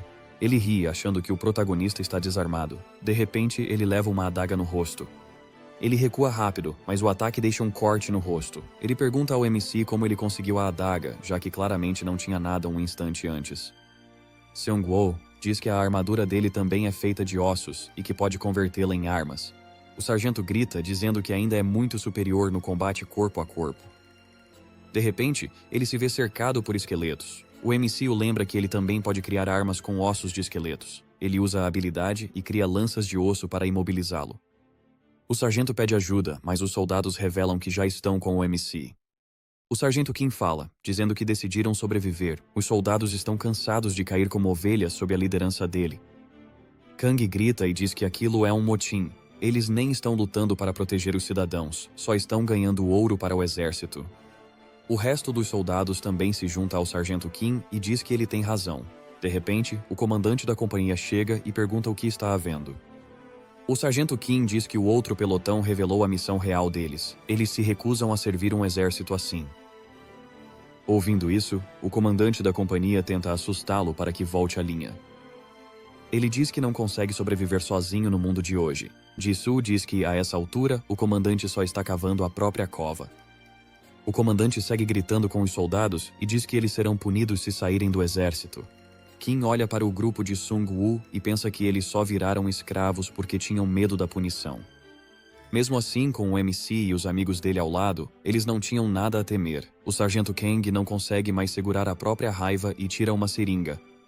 O comandante tenta detê-lo, mas ele injeta a droga e se torna uma fera feroz, tipo um tigre. Enlouquecido e mais forte, ele mata o comandante da companhia. Kang então olha para o MC e tenta ir atrás dele, mas antes precisa passar pela Jisoo. Ela ataca a cabeça dele, dando a chance de ele contra-atacar, mas ela se abaixa rápido graças à habilidade Sentido Supremo. Com a espada em chamas, ela perfura a pata dele. Na forma atual, Kang é forte o bastante para agarrá-la com um braço e arremessá-la longe. Ela começa a cuspir sangue por causa dos ferimentos. O Homem-Tigre de repente vê uma notificação de um novo efeito de sinergia. Acontece que o protagonista convocou mais de 3 esqueletos caninos. Ele se enfurece ao ver o amigo se ferindo e abandona a ideia de mantê-lo vivo. Ele manda todos os esqueletos despedaçarem ele. Enquanto isso, o tenente se anima ao ver o sargento Kim voltando da missão. O sargento Kim conta que eles derrotaram o chefe, mas que o comandante da companhia e o sargento Kang morreram. Ao ouvir isso, ele pergunta nervoso o que fizeram com o MC. Ao mesmo tempo, Seung-woo entra na sala com o tigre lobisomem como novo subordinado e diz que quer falar com ele sobre a missão. Quando Kim volta aos soldados, eles ficam confusos, pois ele devia estar na missão. Todos ficam apavorados ao ver os lacaios seguindo-o e dizem que é traição. Kim sorri e diz a todos que agora estão livres. Enquanto isso, o protagonista joga o tenente diante do comandante. O comandante diz que está desapontado, pois ele falhou em impedir a traição quando teve a chance. O protagonista entende por que os soldados o seguem. Ele os leva à morte, e se alguém desobedecer, eles rotulam isso como traição. O comandante discorda e diz que é uma missão legítima. Eles só sobreviveram porque agiram rápido e também acharam uma nova forma de levantar a moral baixa. O protagonista pergunta se ele está falando do efeito de sinergia do jogo, que antes tinha dito ser seu inimigo. Ele manda as tropas lutarem por ele e as faz sofrer se desobedecerem. O comandante bate a caneca na mesa e diz que isso ajudou suas tropas a sobreviver. Ele conta que quando o apocalipse começou, eles sacrificaram muitos homens para afastar os monstros. Como resultado, eles ganharam um efeito especial de sinergia. O comandante explica que essa sinergia força os soldados a segui-lo. Todos os dias, os soldados têm que cumprir uma missão em grupo para ganhar um pequeno bônus.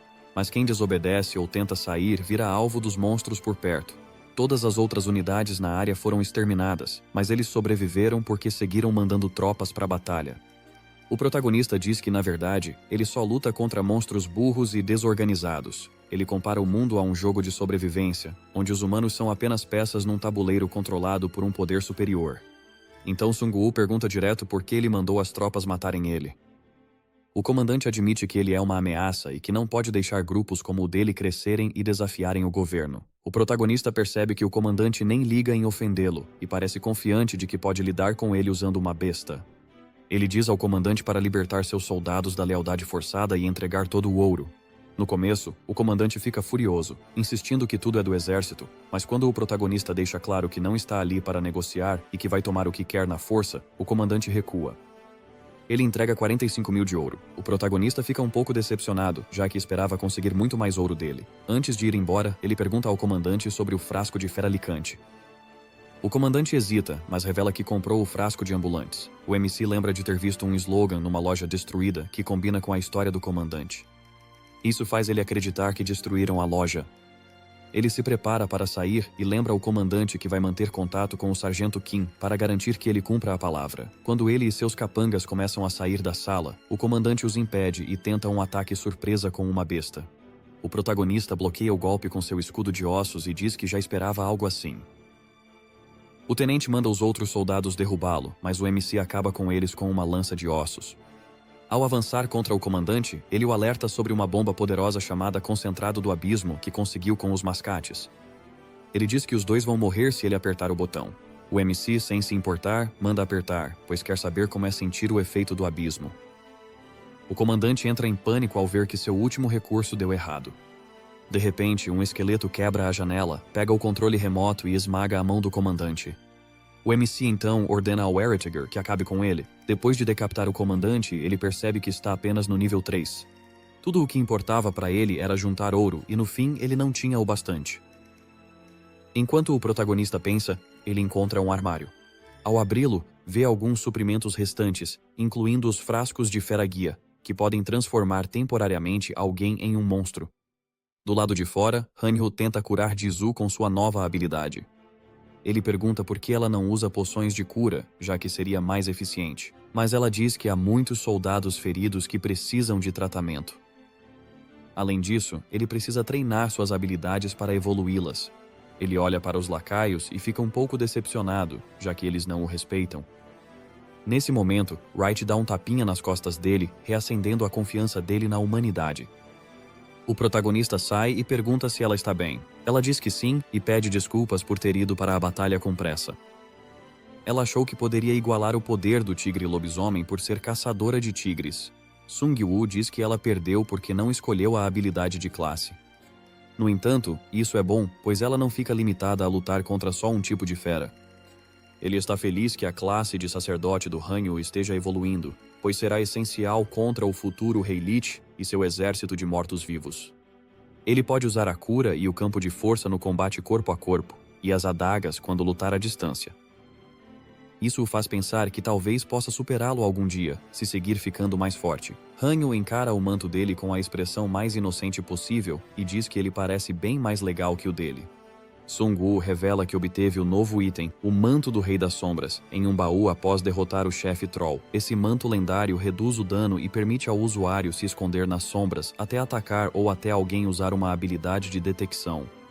Hanyu se sente meio excluído, já que nunca ganhou um item lendário só para ele. Nesse momento, o Sargento Kim aparece e avisa ao MC que alguns soldados decidiram ir embora para procurar suas famílias.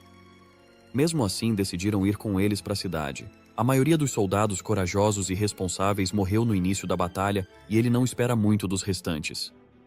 O MC manda todos voltarem e retomarem os preparativos. Com apenas 3 dias restantes na temporada 1, ele sabe que precisa continuar caçando. A cidade começou a parecer mais organizada, com jogadores em tarefas específicas. O MC continua subindo de nível, mas não tão rápido. Ele percebe que pode levar uma eternidade para chegar ao nível 15 se seguir no mesmo ritmo. Ele derrota orcs com facilidade agora, mas com os atributos atuais, não dá para encarar o Rei Lich. Ele sabe que precisa chegar logo ao nível 15 para desbloquear a foice do ceifador. Quando o capítulo termina, os jogadores são avisados que o primeiro capítulo da história principal acabou. O evento de ouro dobrado terminou e a restrição de viagem entre áreas foi retirada. Um guia da história principal surge e parabeniza os jogadores por terem sobrevivido ao capítulo 2. Ele diz que, em breve, vão descobrir o propósito do jogo e os incentiva a ficarem mais fortes para enfrentar esse novo mundo. Mais 3 mensagens aparecem, avisando aos jogadores que este evento vai durar 20 dias, que chefes de raid poderosos vão surgir pelo mundo todo com recompensas valiosas, e que eles podem atacar zonas seguras. Por fim, anuncia que anjos e demônios vão entrar mais tarde, e os jogadores já podem procurar pistas sobre essas criaturas espalhadas pelo mundo. O protagonista percebe 2 pontos-chave nesta atualização: os chefes de raid, que podem ser uma ótima fonte de experiência para ele, e a chegada de anjos ou demônios. Porém, ele não tem informações sobre essas criaturas. Hanyu de repente pede para ele conferir o app no smartphone. Ele diz que o ranking do servidor da Coreia já saiu. Sung-woo está em terceiro no servidor coreano, enquanto um jogador misterioso, Gang Seok-han, está em primeiro, no nível 15. Ele não consegue acreditar como alguém chega ao nível 15 tão rápido, já que ele tem caçado sem parar e só conseguiu alcançar o nível 12 há pouco. O estranho é só o jogador em primeiro lugar. O mesmo vale para os jogadores em quarto e quinto. Os dois parecem ser do mesmo grupo e ainda estão no topo do ranking. Hanyu grita e fala de uma postagem num fórum online do famoso promotor de Yongdong-po, que lidera a maior comunidade de sobrevivência da Coreia, com 500 jogadores. O promotor pede publicamente um encontro com o MC, convidando-o a entrar na guilda deles, pois ouviu falar bem dele. Ele acha que eles podem trabalhar juntos para sobreviver à crise e desvendar os segredos do jogo. Enquanto o MC lembra do passado, se pergunta se ele tem um motivo oculto. Ainda assim, ele aceita se encontrar com ele. Enquanto isso, o promotor e sua guilda parecem prosperar. Um dos membros sugere expandir o território agora que as restrições de viagem foram suspensas, mas outro alerta que há ameaças desconhecidas lá fora, como chefes de raid e seres sobrenaturais, então talvez seja melhor reunir mais informações antes. O líder da guilda anuncia que não importa a situação, é dever deles matar monstros e proteger as pessoas, já que ele pretende trazer o mundo de volta ao seu estado anterior. O homem vendado se emociona ao ver que o líder deles é tão grandioso. A garota diz que tentou rastrear os jogadores mais bem classificados no fórum, mas não achou nenhum vestígio do primeiro cara. No entanto, ela enviou uma mensagem ao necromante em nome da guilda deles. O cara vendado grita ao ouvir a palavra necromante. Esse é o irmão gêmeo do Hanyu. Ele diz que o necromante é conhecido por não fazer missão nenhuma se não for pago. A garota continua olhando para a tela do celular e diz a ele que ele nem sempre cobra por tudo, e quando cobra, quase sempre é algo razoável. Ela conta tudo o que ele fez por todos, e diz que ele tem ótima reputação na internet. O líder da guilda diz que é por isso que quer se encontrar com o necromante. O grupo dele tem só 3 pessoas, mas chegou ao nível 12, o que é impressionante. Ele quer encontrá-lo para garantir que ele não seja uma ameaça para o futuro deles. Enquanto fala, a garota diz que o necromante respondeu. Ele aceitou encontrá-lo. O líder logo ordena que sua equipe comece os preparativos para o encontro. Hanyu pergunta ao MC por que ele quer se encontrar com o promotor, já que antes ele era contra isso. Sung-woo diz que vai ter que encontrá-lo mais cedo ou mais tarde, pois ele pode dar informações sobre como subir de nível. Do jeito que está caçando agora, vai levar uma eternidade para subir de nível. Enquanto se preparam para se encontrar, outro grupo de jogadores, da gangue de motoqueiros liderada por Tai Shang, chega com notícias urgentes. Ele diz que foram atacados por pessoas estranhas, que levaram seu amigo Yong-shik. Uns bandidos procuravam algo chamado Cervo Dourado. Suspeitando que eles poderiam atacar a cidade, o MC pede a Tai Shang que o leve até eles. Os bandidos espancam o rapaz com muita violência enquanto o interrogam. Ele não quer revelar a localização da cidade. Ele pensa que só precisa esperar o amigo chegar. Quando um dos bandidos tenta matá-lo, a gangue de motoqueiros chega com o MC. Os bandidos se empolgam ao vê-los e exigem informações do Cervo Dourado. O MC diz que não sabe nada sobre o Cervo Dourado e pergunta por que o procuram. O bandido se empolga ao ver Jisoo, pois acha que ela é fraca. Ela encara Sung-woo com intenção de matar e pergunta se pode matá-lo.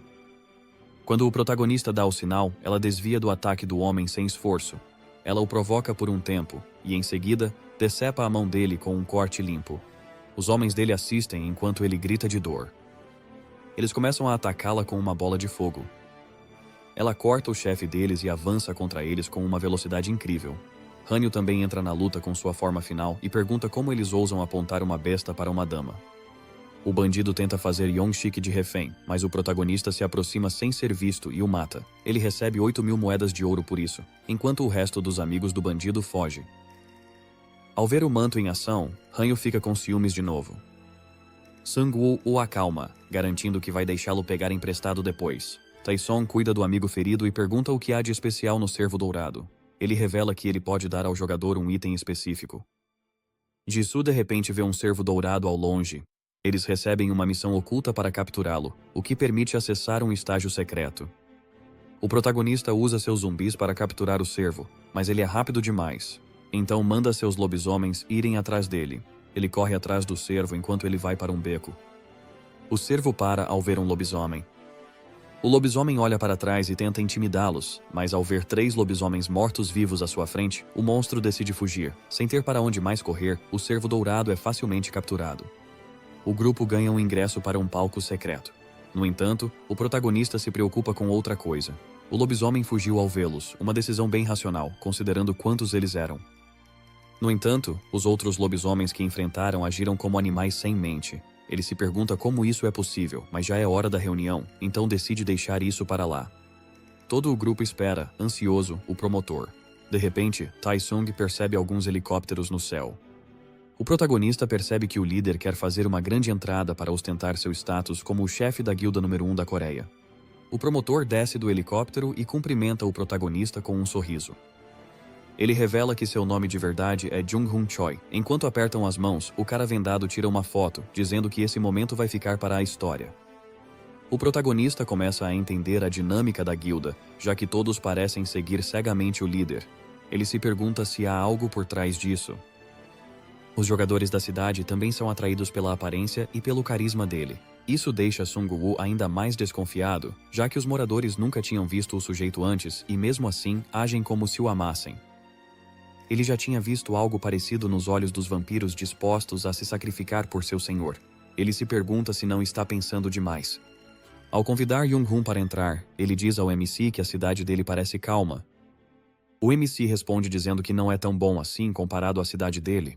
O promotor revela que eles têm mais de 30.000 pessoas naquela cidade, e ele nem está contando toda a área. Em breve vão passar de 40.000 pessoas. Ao ouvir isso, o protagonista pergunta se ter mais gente é bom para ele, já que assim consegue mais trabalhadores.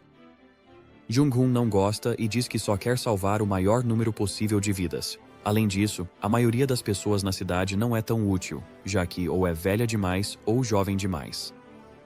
Menos de 1/4 das pessoas consegue mesmo fazer a sua parte. Sung-woo percebe que aquele cara provavelmente é o chefe de uma família com 30.000 pessoas. O promotor revela que sempre ficou de olho nele, mas ele não queria realmente recrutá-lo para a sua guilda.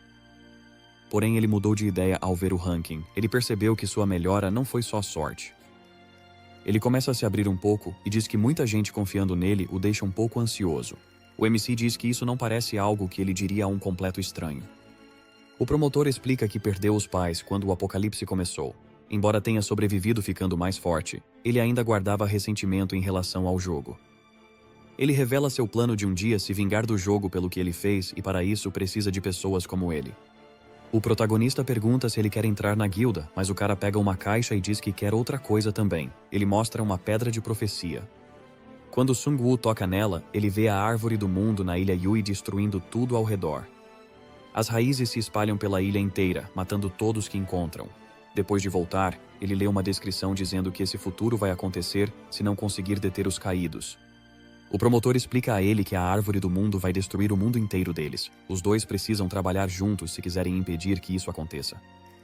Ele já plantou suas raízes na ilha Yue, e por acaso há um chefe de raid na área. O protagonista percebe que ele está reunindo um grupo para a raid, e é por isso que ele precisa dele. Ele não tem muita escolha, já que o destino do mundo está em jogo. Seung-woo pensa em contar a Jung-hoon sobre o futuro do Rei Lich, mas decide não fazer isso, pois acredita que provavelmente não vai acontecer se ele conseguir a foice do ceifador. Ele concorda em trabalhar com ele, mas diz que não vai se juntar à guilda dele. Ele também diz que vão dividir igualmente todas as recompensas da incursão. Enquanto os dois apertam as mãos para selar o acordo, Hanyu entra correndo na sala e avisa que há uma emergência. Ele revela que um grupo de saqueadores está vindo para a cidade. O promotor dá um passo à frente, ouve isso e diz que a guilda dele já teve a chance de mostrar sua força antes de começarem a trabalhar juntos. Jong-un junta a equipe dos Crusaders e todos se levantam para encarar os bandidos que se aproximam. O líder fica à frente fumando um charuto. O promotor chama o protagonista e diz que seria útil para ambos se soubessem as classes um do outro. Como ele já sabe a classe de Sung-woo, revela a ele que é o comandante cruzado. Ele ganha uma sinergia forte ao criar uma ordem de cavaleiros. Basicamente, ele fica mais forte quanto mais gente estiver do lado dele. O líder dos bandidos pergunta a um dos homens se quem eles procuram é o cara de armadura. O cara diz que eles estão atrás do homem de capa e da garota com ele. O líder sorri de canto e explica que eles procuram quem matou os homens dele que atacaram a cidade. Ele voltou para se vingar deles, mas ainda não esperava achar uma cidade tão cheia. Ele se anima ao pensar quanto ouro pode ganhar matando todos os jogadores. O promotor sabe que os bandidos já mataram muita gente, então não vê motivo para ter misericórdia. Ele ordena na hora que seus cavaleiros avancem para a batalha. Os bandidos parecem bem preparados e tentam atingir os cavaleiros com ataques à distância. Eles planejam eliminá-los antes que cheguem ao combate corpo a corpo. Porém, quando feitiços e projéteis voam rumo aos cavaleiros, o promotor ergue a espada e dá a eles um reforço de campo de força. Isso os protege de todos os feitiços. O líder dos bandidos se irrita com o feitiço, mas decide continuar lutando. Os homens dele vão de moto até os cavaleiros, mas as armas são inúteis contra a armadura resistente. Os cavaleiros passam pelos bandidos como se não fosse nada. De repente, todos ouvem um caminhão vindo na direção deles.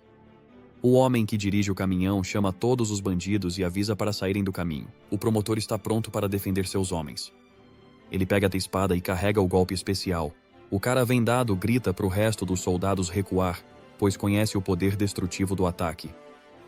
Jang Jun finalmente usa seu feitiço Lança Cruzada, que dispara uma energia imensa em forma de cruz. Todos no caminho do feitiço são obliterados.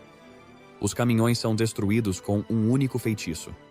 Os bandidos entram em pânico, pois nenhum truque deles funciona. No meio disso tudo, um dos cavaleiros é atingido por 2 machados e explode na hora. É o líder dos bandidos. Ele chama os machados de volta e explica que são as lâminas do vórtice. Nenhuma armadura é forte o bastante para bloqueá-las. O MC vê isso e fica um pouco preocupado, pois a arma parece muito poderosa.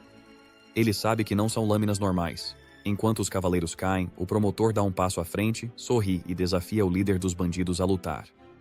O líder se sente insultado e diz a ele que seus machados de vórtice são itens de nível lendário. Em vez de desviar deles, o promotor se mantém firme diante do ataque. Uma grande explosão sacode a cena quando as lâminas o atingem. Quando a fumaça se dissipa, vemos as lâminas totalmente estilhaçadas no chão. O promotor zomba do líder e pergunta se é isso que ele chama de item lendário.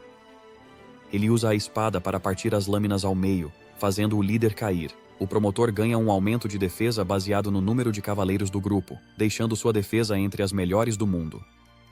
O protagonista percebe que é praticamente uma fortaleza ambulante. O promotor ergue a espada de novo e aplica um efeito de cura em todos os cavaleiros.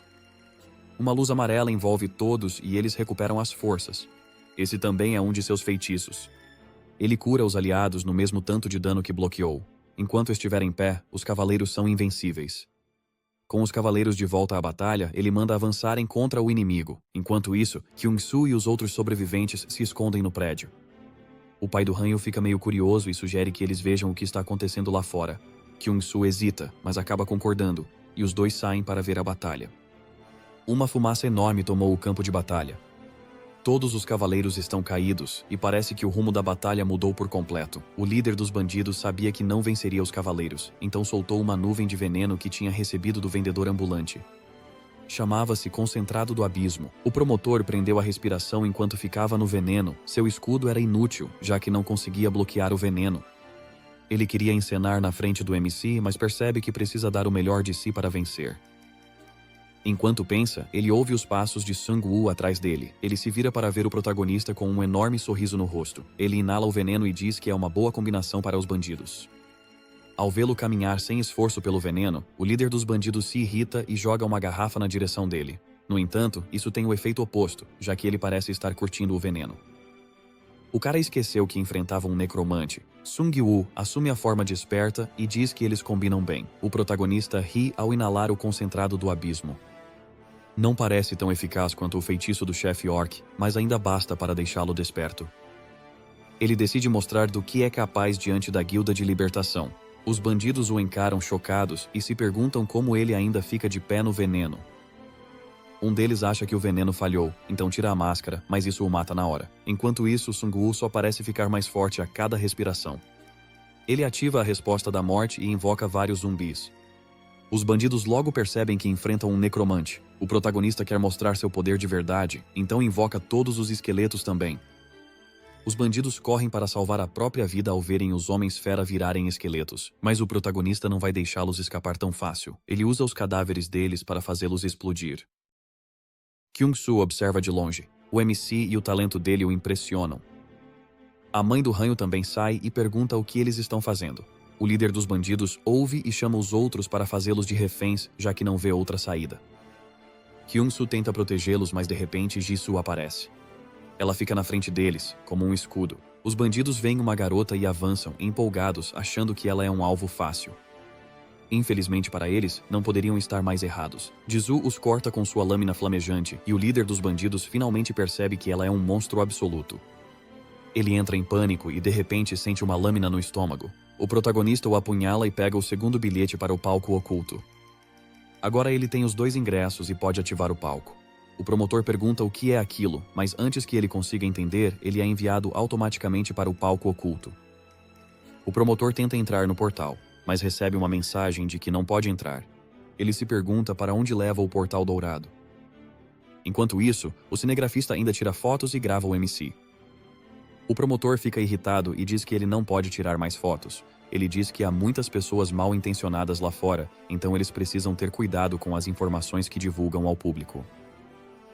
O cinegrafista concorda com ele e garante que vai ter mais cuidado com o que grava. Enquanto isso, Jisoo se preocupa com o MC. O promotor pergunta se ela sabe onde ele está. Ela diz que tem uma ideia, mas se recusa a contar, apesar de ser afetada pela aura simpática dele.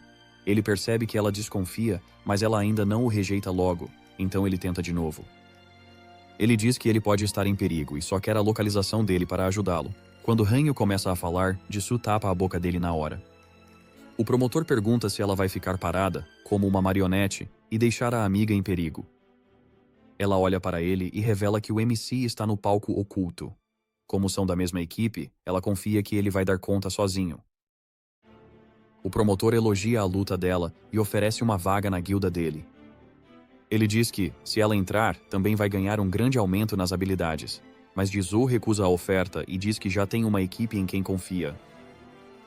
Enquanto ela puxa Hanyu para longe, o cara vendado encara ela com raiva, já que ela foi rude com o líder dele. A essa altura, o promotor também percebeu que não é fácil convencer essas pessoas. Enquanto isso, o protagonista se vê em uma cidade dourada. Uma notificação diz que ele vai receber uma recompensa especial por concluir a fase e que, se morrer, seu corpo só vai ser transportado de volta ao local de origem. Enquanto tenta entender onde está, ele vê um servo dourado encarando-o. Pouco depois, outros servos também aparecem. Eles não parecem goblins comuns, porque não têm medo dele. Ele invoca Wright na hora e manda ele dar uma lição nos lacaios. Do lado de fora do portão, a Guilda da Libertação tenta curar seus membros feridos. Poções comuns de recuperação não estão funcionando, então estão usando antídotos. Ao ouvir isso, o promotor percebe que é uma maldição, não um veneno. Ele pergunta à garota o que ela acha do item. Ela diz que parece magia negra, mas ainda não sabe como os bandidos conseguiram colocar as mãos nele. Ela acha que eles conseguiram isso numa loja especial. A guilda dos promotores está intrigada porque essa maldição poderosa não teve efeito em Sung-woo. O cara vendado usa sua classe de batedor 3 estrelas e diz que, na verdade, o protagonista foi fortalecido pela maldição na luta. O aumento nos atributos dele não foi tão grande, mas ele ganhou outras habilidades de despertar. Além disso, a regeneração de mana e a vitalidade dele cresceram de forma anormal. Isso deixa o promotor mais confuso, pois ainda há mais perguntas sem resposta. Min-Hwa pergunta se ele fez um acordo para dividir todas as recompensas da incursão. Ele diz que não teve escolha, pois era o único jeito de convencer ele a entrar no grupo. Ao ouvir isso, ela pede que ele a deixe redigir o contrato. Ela acha que ele é jovem, então pode se aproveitar e escrever um contrato favorável a eles. O promotor deixa ela redigir o contrato, mas lembra de não fazer nada que o faça sair do grupo. Depois, pergunta o que eles acham das pedras da profecia. Ambos descrevem isso como uma experiência assustadora.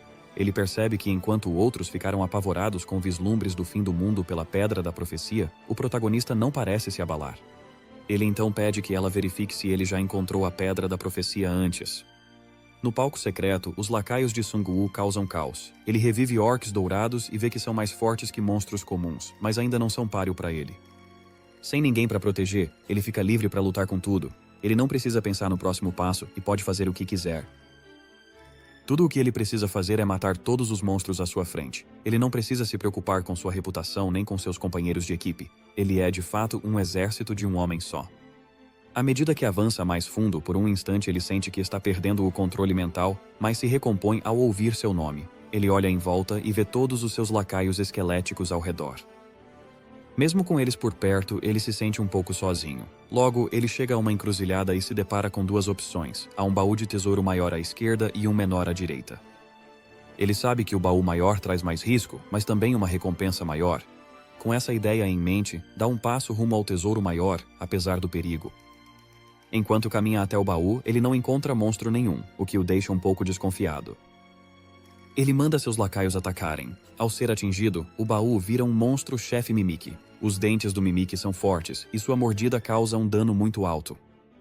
O protagonista acha que ele deve ser lento por não ter membros. Ele está confiante de que pode vencer o chefe facilmente por causa da fraqueza dele. No entanto, o chefe ataca de repente e empurra seus lacaios para trás facilmente. Sung-woo é pego no impacto e começa a cuspir sangue. O chefe agora está ainda mais agressivo. Ele começa a persegui-lo enquanto Wright faz o máximo para contê-lo. Enquanto foge do chefe, o protagonista percebe seu erro. Ele subestimou esse monstro-chefe ao achar que ele não conseguiria se mover sem membros. Ele não acredita que foi tão autoconfiante e se pergunta se isso foi por causa dos efeitos do despertar. Ele enfim percebe o quanto foi arrogante ao achar que não precisava de companheiros. Ele precisa deles, pois fica mais cauteloso quando estão por perto. Assim que o monstro mímico está prestes a abocanhá-lo, seus lacaios conseguem contê-lo. Ele rapidamente ativa o feitiço, resposta da morte dentro da boca do mímico, enviando seus zumbis para atacar por dentro. Ele recua enquanto seus lacaios mantêm a boca do mímico fechada. Enquanto olha para Riley, ele pede desculpas por tê-lo decepcionado na batalha. Em seguida, ativa o feitiço Explosão de Cadáver para explodir o chefe, lançando todos para trás com a explosão. Quando a fumaça se dissipa, o chefe se foi. Ele ganha 1.434 pontos por derrotar o chefe e concluir uma missão de rank A. Ele percebe que a casca externa resistente do chefe o protege de ataques externos, o que significa que é impossível matá-lo sem atacá-lo por dentro. Esse também foi o motivo de ele não conseguir recuperar a saúde quando Wright atacava o chefe. Sung-woo aprende uma lição valiosa nessa luta e decide não repetir o mesmo erro. Mesmo com o mundo inteiro virando um jogo, ele ainda pode morrer. Depois de se curar, ele vai para a próxima sala, que acaba sendo uma sala de recompensas, com armários que ele pode abrir usando seus pontos recém-adquiridos. Os itens nesses armários são raros e podem aumentar os atributos e a experiência do jogador. Nenhum deles se encontra em lojas comuns. Ele pensa um pouco e escolhe um pergaminho de juramento, que deixa formar um pacto com outro jogador. As duas partes precisam cumprir as condições do pacto ou enfrentar a morte. Ele também escolhe 3 itens de rank C, uma pedra de aprimoramento, um frasco de força e um cartão de experiência. Como recompensa por concluir a fase oculta, ele sobe para o nível 13, aumentando todos os atributos, e ganha 150 mil de ouro. Ele usa uma carta de agilidade e recebe 3 pontos, pensando que isso teria ajudado a desviar dos ataques do chefe. Depois de conseguir tudo de que precisava, ele sai pelo mesmo portal dourado. Ele se encontra com o promotor, que diz que ficou surpreso ao vê-lo desaparecer de repente. O protagonista pede desculpas por ter feito ele perder tempo, mas o promotor diz que valeu a pena. Ele mostra uma caixa com algumas poções de presente. Ele também sugere postar uma foto e o contrato de aliança deles online para dar esperança às pessoas, explicando que heróis como ele inspiram os outros. Sung-woo concorda, mesmo sabendo que isso pode torná-lo um alvo. Ainda assim, ele precisa manter uma imagem positiva e acha que vai dar tudo certo. Depois de tirar a foto, o promotor volta para o helicóptero e vai embora. Hanyo olha as poções que ele deixou para eles e não esconde a impressão. Ele acha o promotor legal, mas o protagonista ainda tem dúvidas. Jisoo sugere que eles treinem e fiquem mais fortes, já que entraram no grupo de incursão. Na manhã seguinte, eles atraem um grupo de goblins e orcs com uma isca de cheiro fétido chamada carne de lobo rançosa, que era uma receita que deu errado da mãe do Hanyo. Quando os monstros avançam, o MC detona aqueles que morrem, criando uma enorme explosão. Isso permite que eles caçem em um ritmo excepcionalmente mais rápido. Enquanto isso, o pai do Hanyu monta um posto de sentinela com sua nova habilidade, criando uma zona segura ao redor da cidade. Agora, eles não precisam mais se preocupar com monstros atacando a cidade. Enquanto conversam, Tae-sung chega com sua gangue de motoqueiros e diz que tem uma notícia urgente para o chefe. O MC fica meio surpreso ao ouvir chefe. Ele revela que acharam uma loja em Hyeongnam, mas alguém já tinha destruído. Sang-woo percebe que isso está virando um problema sério, pois alguém está destruindo de propósito todas as lojas. Essas lojas são importantes neste mundo, já que eles mal conseguem produzir algo. Sem uma fonte estável de suprimentos, ficam obrigados a caçar e coletar todo dia, porque por enquanto, a agricultura parece impossível.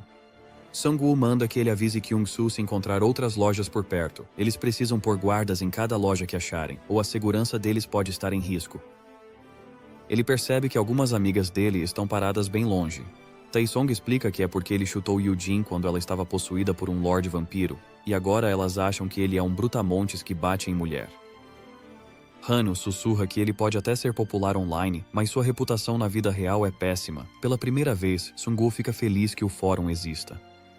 Tae-song vai embora com sua gangue, e o protagonista se prepara para farmar mais níveis. De repente, Jisoo percebe algo e alerta o grupo. Ela manda todos se prepararem, e 2 lobisomens irrompem de prédios próximos. Os lacaios do protagonista tentam segurá-los, mas quando ele vai atirar em um deles, outro lobisomem o alerta para não atirar. Ele fica chocado, pois nunca tinha ouvido um lobisomem falar. Enquanto lutam contra os monstros, um deles pega a mochila do Hanyu e começa a devorar a carne de lobo rançosa que eles levavam. Enquanto os lobisomens se distraem comendo, os lacaios do Sung-woo o cercam. Ele aponta a besta e exige um motivo para não atirar agora. 2 lobisomens olham para o líder e perguntam o que fazer. O líder manda se acalmarem e diz que ainda tem uma chance. Sung-woo se pergunta do que o lobo está falando, já que eles estão em clara desvantagem numérica e não parecem ter chance de escapar. O lobo líder ataca de repente os orcs mais fracos ao redor, dando aos companheiros uma chance de fugir. O protagonista detém o líder com 2 flechas, mas os outros 2 escapam. Ao vê-lo arriscar a própria vida, o protagonista se impressiona com a lealdade do líder. Seus capangas o seguram no chão e Sung-woo pergunta por que os lobisomens os atacaram. O líder explica que eles perderam o controle ao sentir o cheiro de carne na bolsa do Hanyu. O MC pergunta como conseguiram recobrar a consciência. O líder diz que estavam em uma missão que os obrigava a caçar e comer humanos. Assim que a missão acabou, eles voltaram a si.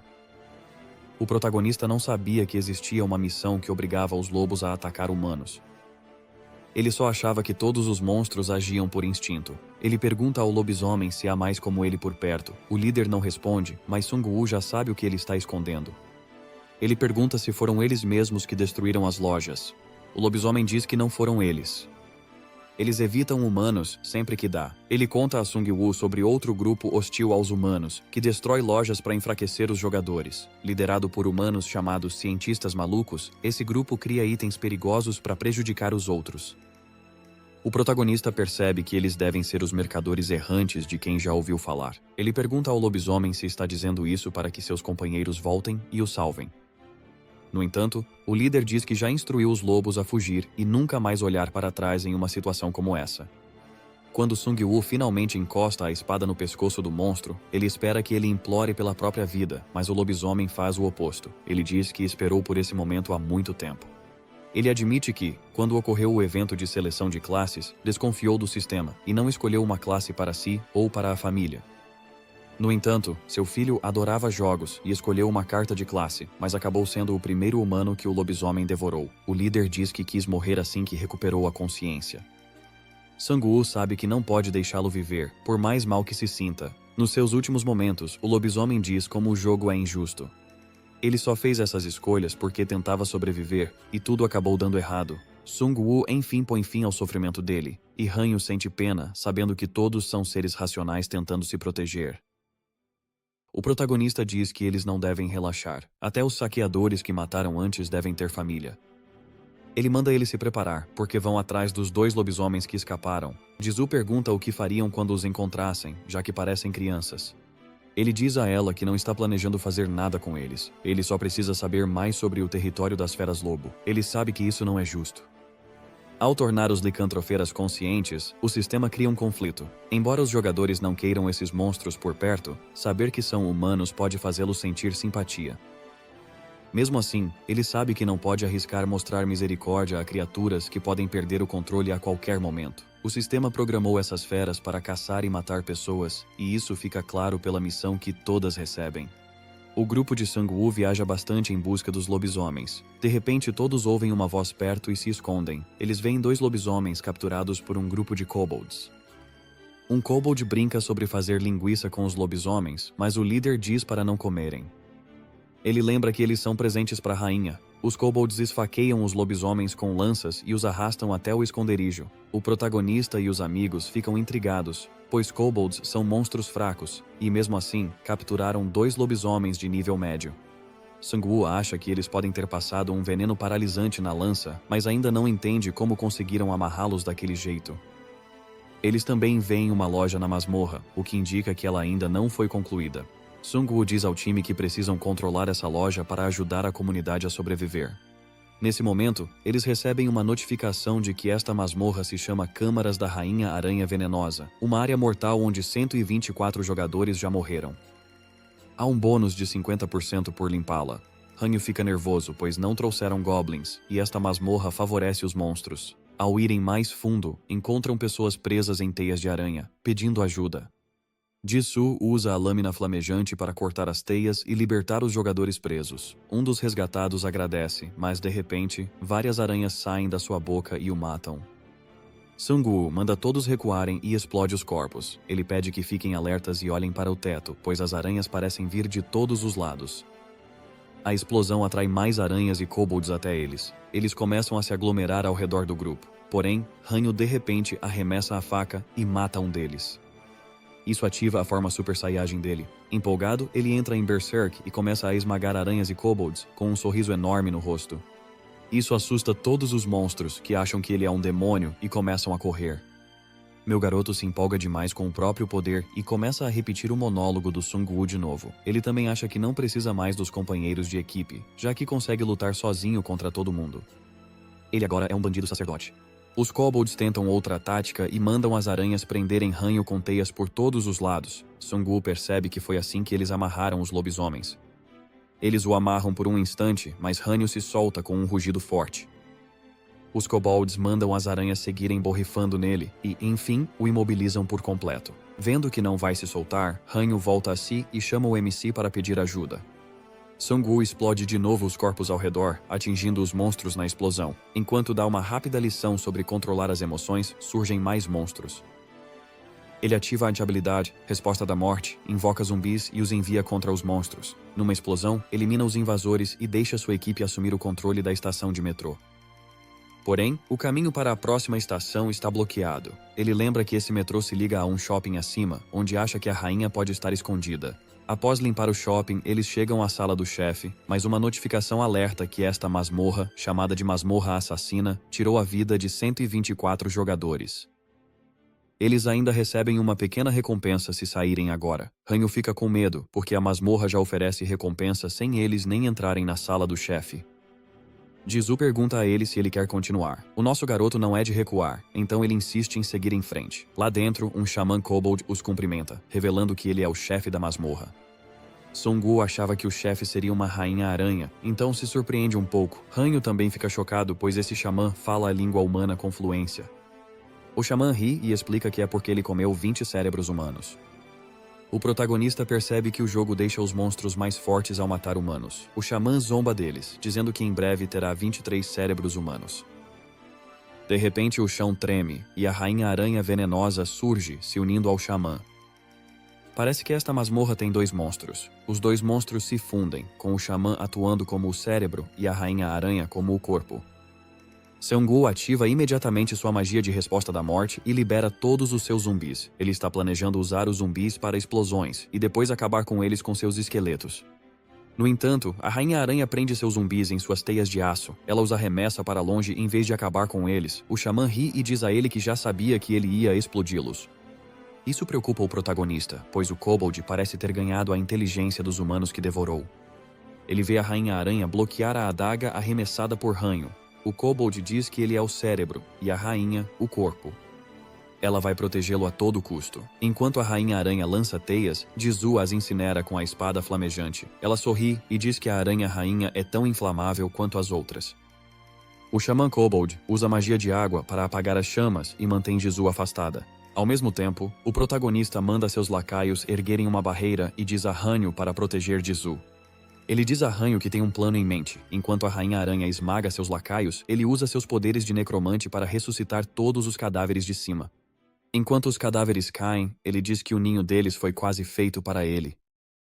Decorar sua casa com cadáveres não é uma boa ideia quando se luta contra um necromante. Os lacaios despertos cercam o chefe, mas a Rainha-Aranha os corta com as pernas.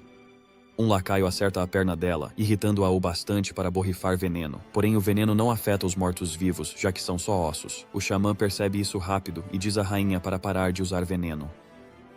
Parece que ela está perdendo o controle, já que não está mais ouvindo o xamã. Seong-woo sabe que o xamã é inteligente o bastante para perceber isso. A rainha elimina a primeira onda de esqueletos. O protagonista ressuscita mais a partir dos corpos ao redor. Ele sabe que não pode deixar a luta se estender muito, já que está ficando sem mana. A maioria dos monstros simplesmente luta até ficar exausta e então se rende. No entanto, este chefe é diferente, já que o Kobold sabe o que está fazendo. O Xamã Kobold se frustra com as ondas sem fim de lacaios ressuscitados. Então ele e a Rainha-Aranha vão direto ao MC. A Rainha-Aranha avança contra ele, mas ele a bloqueia com um escudo de ossos. Seus atributos atuais são muito mais altos do que os de um monstro orc. Ele pode não acompanhar a força de um monstro-chefe, mas sabe que aguenta se focar toda a energia na defesa. A Rainha-Aranha quebra o escudo dele de novo, e um dos golpes o atinge. Ele é lançado para trás, mas se mantém firme. Ele esperava que o monstro-chefe o ferisse um pouco, mas enquanto não o matem com um único golpe, está tudo bem. Seus lacaios podem seguir curando sua vida e mana com os ataques. Tudo o que ele precisa é suportar a dor e manter-se firme. A rainha de repente para de atacá-lo. Seong-woo zomba deles e pergunta se eles já estão cansados da luta. O Kobold começa a se gabar da própria inteligência e diz que não vai seguir numa luta sem fim. A rainha junta todos os cadáveres por perto, e o xamã os incinera com sua bola de fogo. Ele faz isso para impedir que o protagonista invoque mais esqueletos usando esses corpos. Seong-woo percebe que o xamã é muito mais inteligente do que ele pensava. Seus lacaios avançam contra o xamã, mas ele cria um campo de força usando uma rajada de ar, mantendo-os afastados. Confiante de que está ficando sem lacaios, o xamã baixa a guarda, mas Ji-Soo-yun se aproxima sorrateiramente por trás e tenta atacá-lo. No entanto, a Rainha-Aranha está pronta. Ela bloqueia o ataque com as pernas e protege o xamã.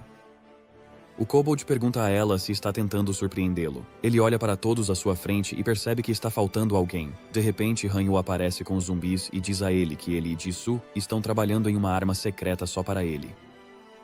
O xamã zomba de Hanyu por ser burro e diz que os zumbis nem conseguem vir para ouvi-los. Enquanto o xamã ordena que a rainha ataque, ele percebe que ela não está em seu juízo. Hanyu tira a carne podre e revela que a espalhou nos zumbis. O cheiro é irresistível para a Rainha-Aranha e o Xamã Kobold. Como o Kobold também é monstro, ele não consegue evitar seguir o cheiro da carne. Seong-woo sabe que mesmo sendo inteligente, o Kobold não consegue lutar contra seus instintos de monstro. O Xamã tenta impedir a rainha, mas já é tarde demais. O protagonista se despede deles e detona os zumbis, causando uma explosão enorme. Enquanto isso, o promotor enfrenta outro monstro-chefe. Ele o parte ao meio com a espada, matando o morcego devorador de homens. Suas tropas comemoram a vitória, e ele ganha pontos de experiência com os cruzados. Ele é forte o bastante para caçar qualquer monstro e ganhar pontos de experiência com o grupo. Ele sabe que não está em primeiro lugar, mas ainda acha que é mais forte. Mesmo assim, ele fica inquieto, pensando em como Gangseok subiu de nível tão rápido. Mesmo comandando a guilda mais poderosa da Coreia, o promotor não consegue alcançar esse concorrente misterioso. Isso o assusta um pouco, pois o cara é tão misterioso e ele não sabe nada dele. Ele se pergunta se pode virar uma ameaça futura à ordem que estabeleceu. De repente, seu batedor informa que o ranking coreano mudou. O promotor não acredita nos próprios olhos ao ver que o MC alcançou o nível 14 e ficou em segundo lugar. Furioso, ele se pergunta como conseguiu subir de nível tão rápido. Depois da explosão, o Xamã Kobold mal se mantém vivo, mas Hanyu acaba com ele com uma facada na cabeça. Ao derrotarem o chefe xamã, eles ganham 300 mil de ouro e um bônus de 50% por concluírem a masmorra assassina. Hanyu se orgulha por enfim contribuir e diz que não é mais só um aspirante a tanque. Acontece que a Rainha Aranha ainda está viva. Ela guincha e parte para cima dele. Wright a apunhala no olho, matando-a na hora e garantindo mais 300 mil de ouro. O protagonista sobe para o nível 14, e o rank do Wright também aumenta, elevando sua força e liderança. Como recompensa por subir de nível, Sung-woo puxa uma nova carta e ganha mais 2 lacaios. Com o número atual de lacaios, ele acha que já está pronto para a incursão. Ele não acha que vai ter muita dificuldade para encontrar a foice do ceifador, já que está quase no nível 14. Seu primeiro despertar também está chegando, o que o deixa um pouco preocupado. Jisoo diz que eles devem procurar a loja agora que já limparam a masmorra. Mais tarde, eles encontram ali uma loja Rank C que funciona como uma caça-níqueis, oferecendo opções de ouro, platina e diamante. Sung-woo percebe que o custo do nível platina é menor nesta loja. Depois de lerem as regras, eles percebem que, basicamente, é jogo de azar. Hanyu quer encontrar o gerente da loja. Enquanto isso, Sung-woo começa a analisar as chances deles de ganhar. Basicamente funciona recebendo fichas. Quanto mais fichas eles tiverem, mais chances terão de conseguir um item bom. Han-ho levanta a mão e insiste em ir primeiro desta vez, pois acha que isso vai aumentar a sua sorte. Sung-woo diz que há 3 máquinas, então todos podem jogar ao mesmo tempo. Depois de várias tentativas sem sorte, surge uma mensagem dizendo que eles vão receber um item fraco se falharem 5 vezes seguidas, o que frustra Han-ho. Jisoo e Sung-woo continuam girando, como se estivessem viciados. O jogo foi feito para te dar mais chance de ganhar quanto mais você joga, ou seja, é assim que você fica viciado em jogos de azar. Eles decidem apostar tudo até Hanyu finalmente tirar o prêmio máximo. Ele ganha um pergaminho lendário, que dá uma habilidade aleatória com 50% de chance de falhar. A Jisoo acaba desistindo quando fica sem dinheiro, mas o nosso garoto não desiste tão fácil. Ele ainda dá sorte e consegue um item de alto nível, o Anel do Rei das Sombras. Ele aumenta essa agilidade em 3, a saúde em 2 e invoca um clone sombrio que causa 50% de dano. Ele também libera uma missão especial para coletar todas as relíquias do Rei das Sombras, e será recompensado com a Coroa do Rei das Sombras. A missão é basicamente reunir todos os itens do conjunto, então ele não se interessa tanto. Como a Jisoo não ganhou nada, Sung-woo dá a ela o bracelete do Espírito do Vento. O cara não machucou ela ao destruir as máquinas da loja. Eles voltam para a cidade para avisar os outros sobre as lojas, já que precisam de alguém para vigiá-las. Nos dias seguintes, Sung-woo e seu grupo trabalham para deixar a cidade mais autossuficiente. Pronto para a próxima incursão, Hanyu o atualiza sobre um novo recurso no aplicativo, uma transmissão ao vivo. Ele abre uma das transmissões que parecem estar ao vivo. Jisoo acha que é um teste, já que ele só vê em um escritório. O protagonista se pergunta se isso foi ideia do sistema ou da Guilda da Libertação. Ele não quer pensar demais nem dizer que é ruim, mas vê bem o potencial de influenciar a opinião pública. Ele percebe que o promotor pode usar isso para ganhar apoio para a guilda dele. Ele sabe que ele não é ruim, mas a ambição às vezes pode levar as pessoas a fazer escolhas erradas. O recente aumento de nível de Sung-woo para 14 atrapalhou seus planos, deixando-o ainda mais determinado a ficar de olho nele. Ele sabe que o promotor tentará ficar com a maior parte das recompensas da incursão para si. No entanto, ele tem um pergaminho especial de juramento de uma fase oculta que pode ser útil logo. De repente chega um helicóptero, e o cara vendado aparece. Ele se apresenta como Min Hyun-seong, e diz que é o tenente da equipe Crusader. Ele revela que veio buscar o jogador que está em segundo lugar. Durante o voo, o protagonista pergunta sobre a segurança dessa viagem, com Wyverns por perto. O homem vendado o acalma, dizendo que a guilda deles rastreia em tempo real a posição de cada Wyvern. Os pilotos dizem que não é totalmente seguro, mas que também não podem abrir mão das vantagens de voar. O MC percebe as vantagens de ter uma grande guilda para coordenação. Coisas assim são impossíveis para um pequeno grupo de sobreviventes como eles. Ele se pergunta se há alguma alternativa a voar. De repente, recebem uma notificação de uma missão de raid competitiva. Precisam derrotar o chefe da raid sozinhos para ganhar uma recompensa especial. O chefe final tem a bênção do gladiador, reduzindo em 90% o dano de ataques fortes. No entanto, o buff fica inativo em combate 1 contra 1, e quem derrotar o chefe sozinho ganhará um título especial.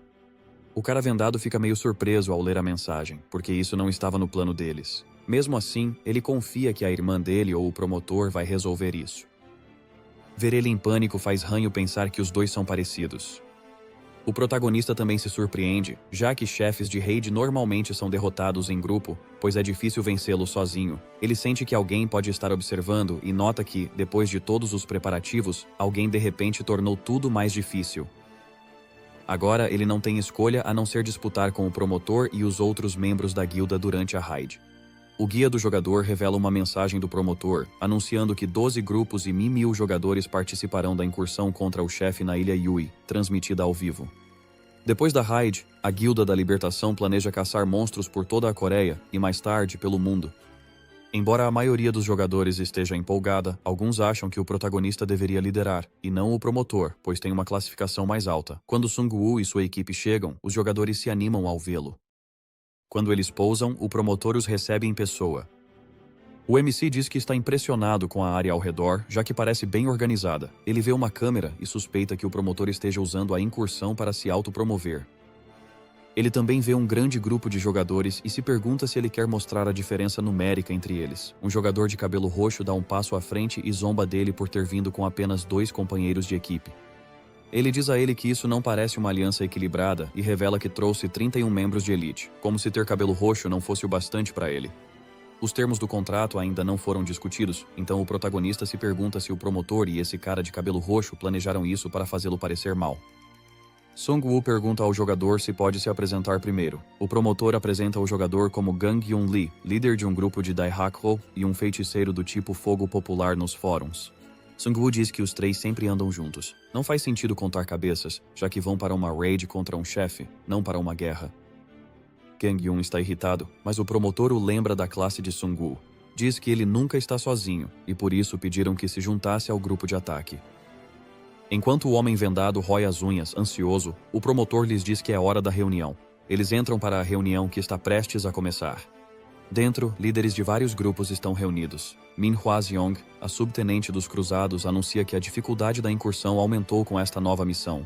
Então as recompensas também serão maiores. Embora não saibam quais itens vão receber, ela propõe converter os itens em ouro e dividir igualmente entre os 12 líderes.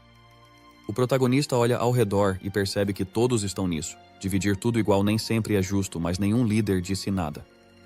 Ele percebe que é uma armação. Eles vêm trabalhando com o promotor desde o começo, todos ligados à Guilda da Libertação. Mesmo que dividam as recompensas entre os 12, tudo irá para a Guilda da Libertação, e isso significa que ele só ficará com uma pequena parte. Quando Min-hwa pergunta se alguém tem objeção, Seong-woo levanta a mão e pergunta por que vão dividir as recompensas igual se a missão exige enfrentar o chefe em 1 contra 1. Ele argumenta que quem arriscar a própria vida contra o chefe deveria ficar com tudo. Min-hwa ressalta que foi ele quem originalmente propôs a ideia de recompensas iguais. Seong-woo esclareceu na hora que queria justiça, não igualdade. Os outros líderes não acham a proposta dele justa, já que todos têm forças diferentes. Eles perguntam se ele só quer que alguém derrote o chefe por ele. Um dos líderes, An Seok-gu, se levanta e o desafia para um duelo. Conhecido como Punho de Ferro e ocupando a 11ª posição no ranking, An Seok é famoso por enfrentar monstros com as mãos. Sung-woo o dispensa e diz que ele só está irritado porque sabe que ele está dizendo a verdade. Meu cara aí está fazendo inimigos para todo lado. An Seok fica bravo, mas o promotor bate com força na mesa e diz a eles que é uma ótima ideia. Ele esconde a frustração e diz que isso só vai deixar a incursão mais interessante. Naquela noite, An Seok desconta a frustração nos monstros lagarto. Enquanto ele continua lutando, mais e mais monstros começam a aparecer. No entanto, em vez de recuar, ele decide ir com tudo. De repente, bolas de fogo caem do céu, causando uma explosão que os elimina. O cara de cabelo roxo aparece e avisa An Seok para ter cuidado. Diz que vão se dar muito mal se ele morrer. A ilha virou um habitat ideal para os monstros lagartos. Mesmo assim, An Seok está confiante de que pode acabar com todos os monstros. Gang Yoon menciona que eles também precisam deter os caídos, que planejam plantar a semente da árvore do mundo. An Seok pergunta se ele sabe quem eles são, mas ele diz que não faz ideia se são jogadores ou monstros. Ele diz que por isso é crucial eles tomarem o controle da ilha primeiro. O líder está bem confiante de que o promotor consegue dar conta, já que ele é o tipo de cara que cumpre o que promete. Pouco depois, eles veem um helicóptero voando rumo ao Parque Yuido. An Seok acha que eles estão indo atrás do promotor, mas o cara de cabelo roxo diz que o MC também vai para lá. Eles temem que ele possa chegar ao chefe antes do promotor. Atrás de Seong-woo vem Myung-soo Young, um arqueiro que já era um talento em ascensão antes mesmo do mundo acabar. Ele acha que sucesso nem sempre vem de trabalho duro. Às vezes, basta fazer as conexões certas e jogar um pouco de política. As pessoas tendem a favorecer quem obedece e se encaixa fácil. Ele sabe que não é o mais capaz, mas confia na habilidade de se agarrar aos outros para sobreviver. Min Hua lhe deu 2 armas e o mandou fazer o MC tropeçar quando ele fosse contra o chefe. Mesmo assim, as coisas não saem como ele esperava. Vendo o MC e sua equipe em ação, ele percebe que seu plano está ruindo. A espada em chamas de Jisoo e a defesa inquebrável de Hanho parecem quase inacreditáveis para ele. Ele olha e se pergunta se eles domaram algum novo tipo de monstro. Além disso, o protagonista carrega um exército de zumbis blindados. A sinergia que ele recebe com os zumbis é parecida com a dos cruzados. Pensando nisso, Sung-woo olha para trás, para ele, e pergunta ao grupo se eles também querem armaduras. Eles dizem que não precisam, já que são arqueiros e se vestem leve, mas ele os equipa mesmo assim. Surpresos, eles se sentem mais leves e mais protegidos. Com isso, a sinergia do protagonista dobra, ultrapassando 40 unidades. Myung-soo sente que está ajudando a pessoa que ele deveria derrotar. Ele espera que isso não afete sua avaliação de desempenho. Myung-soo volta ao modo puxa-saco e diz que, logo à frente, fica a estação Uido. Pouco depois, há um parque com a sala do chefe. O protagonista fica inquieto enquanto se aproximam, pois o nível da água sobe. O arqueiro o avisa que muitos homens lagarto os aguardam para emboscá-los na água, então seria prudente se juntar a outros. Ele sorri, pensando que até o necromante talvez não consiga lidar com essas águas. Seong-gu ignora o conselho, manda Hanho e Jisoo recuarem enquanto seus lacaios homens-urso jogam os homens-lagarto na água. O protagonista explode os cadáveres, matando os monstros escondidos na água. Isso lhe rende bastante ouro, e os arqueiros ali perto assistem maravilhados. Quando a fumaça some, o MC diz que o caminho à frente está livre. Logo, um helicóptero chega, e um cinegrafista começa a filmá-lo. Hanho vê o helicóptero e percebe que era para filmar as façanhas do mestre da guilda. O cinegrafista mal consegue conter a empolgação enquanto filma o protagonista e seus esqueletos. Ele pensa que estas são as imagens que o promotor quer registrar, pois isso aumentaria o moral de outros sobreviventes. O cara é inocente demais para o mundo. Os espectadores vibram com o MC ao vê-lo derrotar todos os monstros. No entanto, o assistente do cinegrafista diz que recebeu uma ligação da equipe dos Cruzados. Ao atender, ele ouve a voz de Min Hua, que, furiosa, exige que ele volte ou arque com as consequências. O cinegrafista não entende o que há de errado, já que ela tinha permitido que ele filmasse as outras equipes. Ela grita dizendo que só deixou isso para que os jogadores não achem que estão sendo favorecidos. Com medo pela própria vida, o cinegrafista se vira na hora e vai filmar as outras equipes. O MC e seus amigos suspeitam que elas também estão progredindo bem, e por isso o helicóptero está se afastando. Os 3 finalmente chegam à sala do chefe. Embora seja um parque, Jisoo observa que ele parece mais uma selva. De repente, o chão começa a tremer como um terremoto, e um poderoso feixe de luz se ergue da floresta ao norte. Eles recebem uma notificação de que o chefe da raid, o Senhor da Guerra Homem-Lagarto, apareceu e que ele tem defesa contra ataques focados, reduzindo o efeito em 90%. O Senhor da Guerra procura um desafiante digno para um duelo. O grupo vê helicópteros voando às pressas em direção ao chefe. O protagonista percebe que o promotor esperava que eles achassem o chefe para então chegar de surpresa e pegar as recompensas. O promotor é ainda mais competitivo do que ele imaginava. A equipe dos Cruzados vai direto ao chefe, sem eliminar os monstros próximos. Embora o contrato não exija que sigam por terra, ele acha difícil confiar em alguém tão competitivo. Hanho pergunta o que vão fazer agora, e o protagonista diz que terão que lutar atravessando os monstros. Quando os lacaios começam a abrir caminho, ele vê uma luz verde saindo de suas roupas. Ele sabe bem o que é. É o cartão Rank C da masmorra oculta, que acende quando o jogador ganha experiência suficiente para subir de nível com ele. O MC fica eufórico, pois enfim pode chegar ao nível 15 e desbloquear seu primeiro despertar. Ele usa o cartão de experiência e, com isso, desaparece para um reino diferente. Parece o mesmo de quando tocou a Pedra da Profecia, mas seu corpo real parece flutuar no espaço.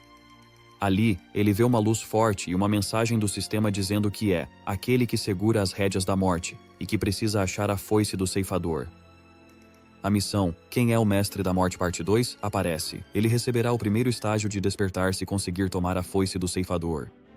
Se ele falhar, pode virar lacaio do Rei Lich. A escolha dele vai afetar o destino. A figura na luz parece tentar se comunicar, mas o protagonista não entende suas palavras. Ele se pergunta se o sistema tenta falar diretamente com ele. Por algum motivo, o ser parece tranquilizador e bem familiar. Ele sente que não vai lhe fazer mal. De repente, uma mensagem diz que ele vai testemunhar a morte diretamente. No entanto, quando ele tenta agarrar a luz, ela desaparece e ele desperta de volta no mundo real. Hannio diz a ele que ele ficou fora por cerca de 10 segundos, o que o faz perceber que foi uma experiência real, e não apenas uma visão. Ele sabe que logo vai ver uma morte e torce para não ser a de um dos amigos. A mensagem deixa ele com ainda mais dúvidas que antes. De repente, eles ouvem uma explosão forte vindo da direção do chefe. O protagonista percebe que não tem tempo para ficar parado pensando no que fazer. No momento, ele não consegue mesmo completar a missão, então o melhor é focar no chefe.